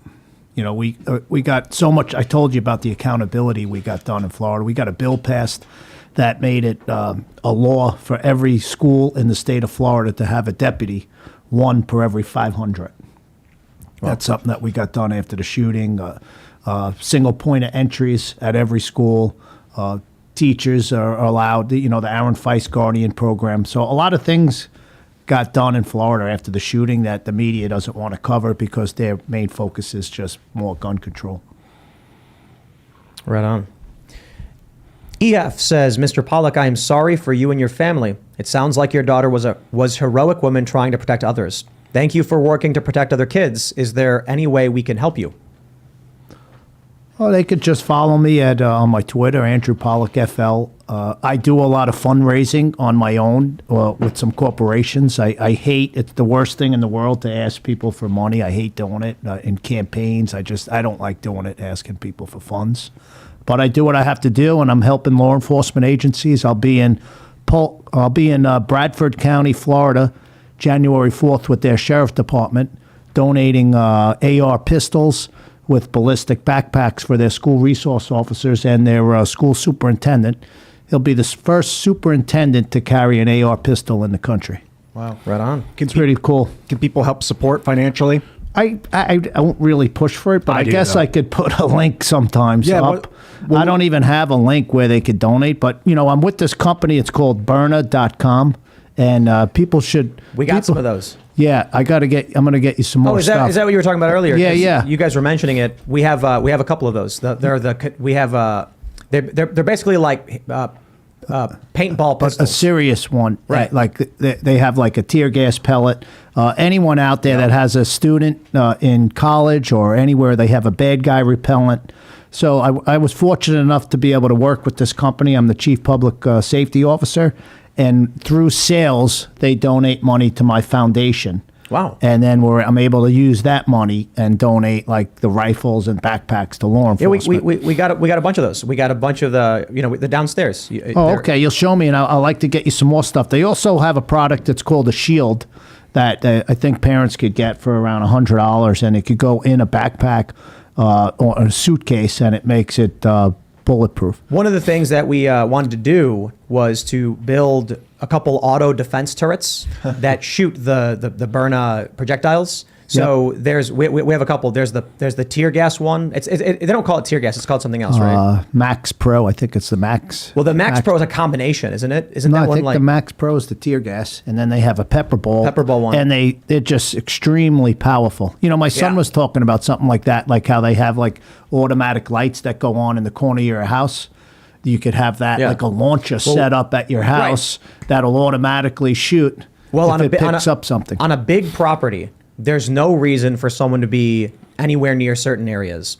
And so my plan was to create maybe 7 auto defense turrets, each holding about 1,000 of the burner rounds in them, and non-lethal, of course. So when something comes with proximity to the animals, be it a wild animal or a trespasser of some sort, you get lights turn on, then a warning, and then it goes bop, bop. Yeah, but bop. they have ones that I've seen with law enforcement that are for crowd control that you fill with like a bucket of the pellets. Like if you had them like on a turret, would be unbelievable. If they got to that where it could do the software for that, it'd be pretty amazing. Then what I want to do is we just have a switch. So at the end of the day, when you're going inside and locking up, you flick a switch, and then 4, maybe like 6 around your house are just slowly like looking, and then they lock on, and it's like, you are being warned. That's Auto it. defense It shouldn't turrets be- will engage They had it in with 5s. the car alarms, stand back. So there's no reason that technology isn't going to be here shortly. I wonder about the legalities. Of I just having- have a Malinois. I just put him out there. They're No great. one's- Yeah, they're great No for one's protection. coming on my property. That's the real answer. I'm only half kidding about the auto defense turrets. We probably won't do that. We'll probably just get dogs. But I think you're onto something, though. I think eventually there's going to be something like that with technology. Or a drone. Imagine a drone. Imagine putting your drone up and you have some pellets, The reason I think the dog is probably the better bet is because not only can they help protect the perimeter of your house, but you can give them belly rubs. Yeah, dogs are nice. Well, you let me know when you're ready for a Malinois. You got to be ready for them and be prepared to do the right training. They don't make for pets. Do you have a male or a female? Male. Let's talk, What do because you I have got a female? I got a my female. Yeah. Sonny, I love that dog. He's a beast. I'll show you her when we come down after the show. Oh, okay, she's here cool. too. Yeah, she's I awesome. bred Sonny once. Did a good job, and probably breed him again soon. Yeah, But the one I he's, have now is trained like to a super T. smart. I went to like. You have to really, when it comes to these dogs, trainers are so important. Absolutely. Like yeah. lawyers, like you need a good lawyer. Yeah. You need a good dog trainer. You need Yeah, a my good dog. doctor. My dog read had some- 9 trainers. Let's read Yep. some more. We got Ready to Rumble says National Geographic says Gen X is 1962 to 1982. Well, there you go. Gen X. Gen X. I'm a Gen X. To what? 82, they said? Yeah. Yeah, X. What? 79, yeah. Gen X. You guys are the same generation. It's up to us. Samurai says Gen Z is the first generation to not watch Looney Tunes. That's not true. I loved Looney Tunes. I hated in it. 79. I A absolutely little bit of despise Daffy Looney Tunes. Duck. I watched it. Yeah, Looney Tunes. I watched Saturday mornings, like you were talking about. Yeah. Cartoon No, I liked Saturdays. Saturday mornings. I liked X-Men and Pokemon. I think Pokemon was on Sunday. I can't remember in my area. That's past my time, Pokemon. Yeah. My sons watched. That tortured me going to those Pokemon But, movies. but Oh my you know, God. I stopped watching it after Ash lost the Pokemon League, and I was really angry. I was a little kid, and I was just like, he lost? Like, Did I you save invested- any of those Pokemon cards? No, I lost them on a train when I was a kid. Oh, snap. Yeah. All my Magic cards, too. Oh. I had Time Vault All at once? all at once Oh, in a jeez. backpack. They're worth money now. My son. Oh, yeah, time. yeah. We have Magic the Gathering cards. We got a Playing bunch of those. yesterday, actually. Yeah, with Played a couple of games. Vera Dark. Yeah. That was fun. I was reminded how imbalanced the game is. Yeah, I You obliterated trounced us just twice in a totally row. obliterated. Wiped the floor with them. The power creeps and Yeah, it was a power artifact on a Grim Monolith, Yep. and then I had we'll just And leave it at so many other things you had. You ever play But- cards, Magic, or any of that? No. No, Magic's awesome. that. Nah, yeah, it's Poker. Blackjack. Yeah. poker. I like Hand and foot. Hold'em. That's a game. You guys ever play hand and foot? It's like canasta. You ever hear Never of played. canasta? No. Hand and foot. All right, here we go. Guy Allgood says, Ian, love ya, but you don't know squat about Islam. Ramadan happens during a lunar month, so it is about 29 days earlier each calendar year. Stick to what you know. All religions fast. Details differ. Yeah. I think the word Ramadan means burning or searing heat. So that made me think that it originated in a time of searing heat. But like you said, it could be in a different month every year. I really don't know that much into it. So thank you for keeping All right. me humble. JN says, Timcast crew, how confident are you that there is no infiltrated personnel in the company? Also, it would be awesome if you guys can invite Amir Sarfati. If not, look up his videos on YouTube. Behold Israel. Infiltrated personnel. No idea. Don't even know how you would deal with that. But my thing is basically this. Look, I don't have a personal computer. Like, there's only work machines. And when I get up and do my show, the only thing that I do on it is read the news and then do reporting.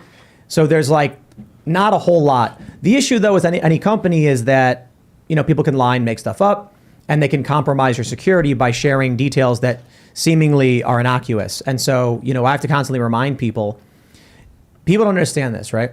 That if you're working somewhere that's under a security threat and you give someone information as simple as, oh yeah, so-and-so just took the garbage out, that can be used against you. So when you have people that are like, I don't care, it's meaningless, that causes very serious security problems, and we can't tolerate that.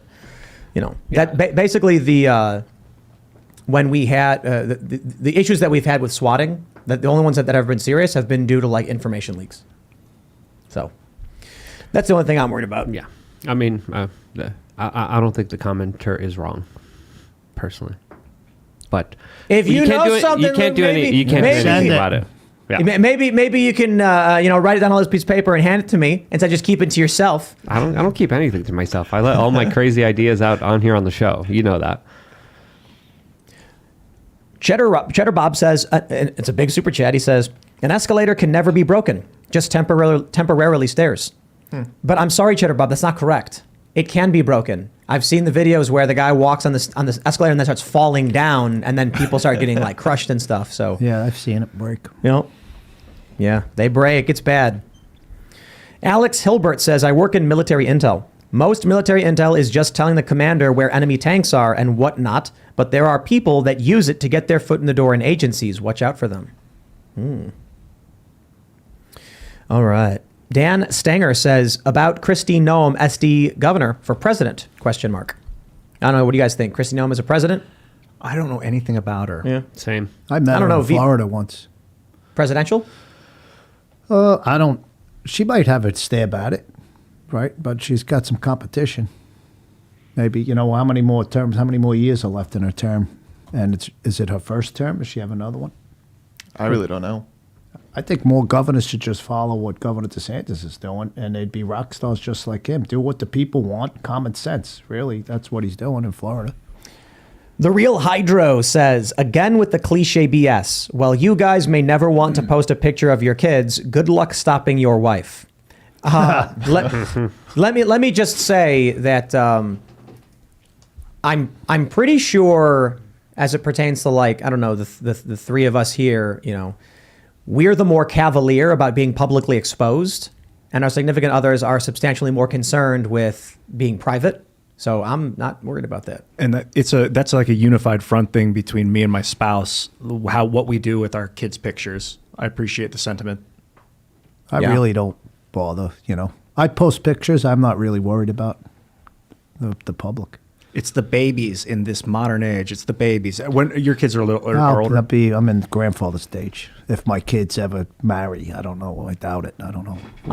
I'm getting really jealous right here. Born Mexican, raised in America, said Tim, I spent my summers in Mexico. I had fresh goat milk and fresh grilled goat and beef. There is nothing like fresh. Hearing this takes me back. I am jealous. But we're surrounded by farms here.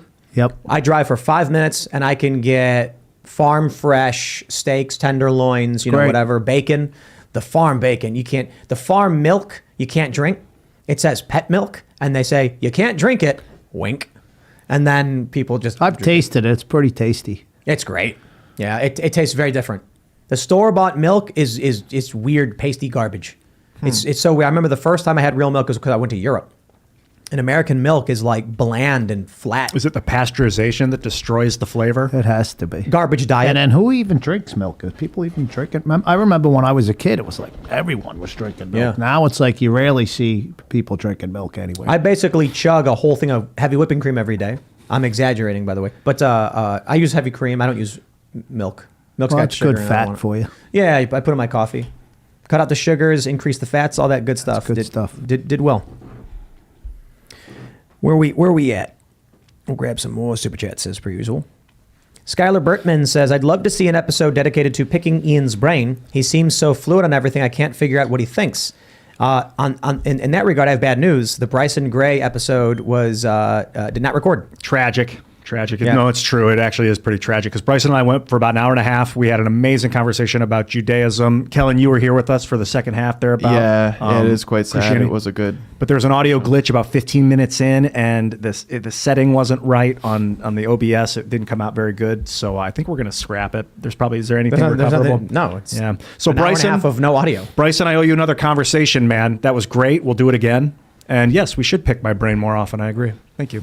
Well, we never did the you and Seamus conversation. When we still Seamus, can. What's going on, Seamus? Actually, I think Shane Cashman might be. Oh, yeah. Ooh. Shane Cashman. Have you met Shane? Seen any of his work? He's like, the closest thing to Hunter S. Thompson that the world has right now. Yeah. But he's like, I think he's clean and sober with a beautiful family and like a normal guy that was like. If Hunter made it out. Yeah. Yeah. Yeah, if Hunter made it out. All right, here we go. Christopher Kinley says, "Hey, all my band American Dharma is playing in Baltimore, Maryland at Zen West next Friday, December 16th. Doors at 7. Come on out and rock with us." I think we're flying to Phoenix. I think we're going to be in Phoenix for Turning Point that week. So I don't think we'll be around. But Direct flights from Phoenix to my ranch. If you guys want to come out, you're welcome. man, it's going to be this next week is just. I'm sorry. This month is going to be crazy. It not only is it Christmas and work slows down because everyone's with family. We're also increasing our workload, flying out to Phoenix. We're going to do this event with Turning Point. It's going to be awesome. When is it? This next week we're here, and then the week after that we're in Phoenix for the Turning Point event. It starts on the 17th. I got a great Yeah. off. I've been out there with Turning Point. yeah. We're going to They do got IRL awesome. on stage. Cool. Yeah, I'm Yeah, super it's gonna excited be for it. awesome. That'll be great for you guys. I got a good bunch of kids in that organization. It's going to be, I think they said 15,000 people. It's going to be weird. I was like, can they handle sitting there for 2 hours? Do we just like shoot the shit and talk? Gives you hope. 15,000 conservative kids getting together. That's Yeah, great. man, that's great great. stuff. Yeah, you Yep. see these numbers right now, 25,000 people listening. 29. 29 you got? But then when you see it in real life, like, Yeah. whoa, All right. in person. MTB Fishiak says the Merchant of Death was entrapped by the DEA.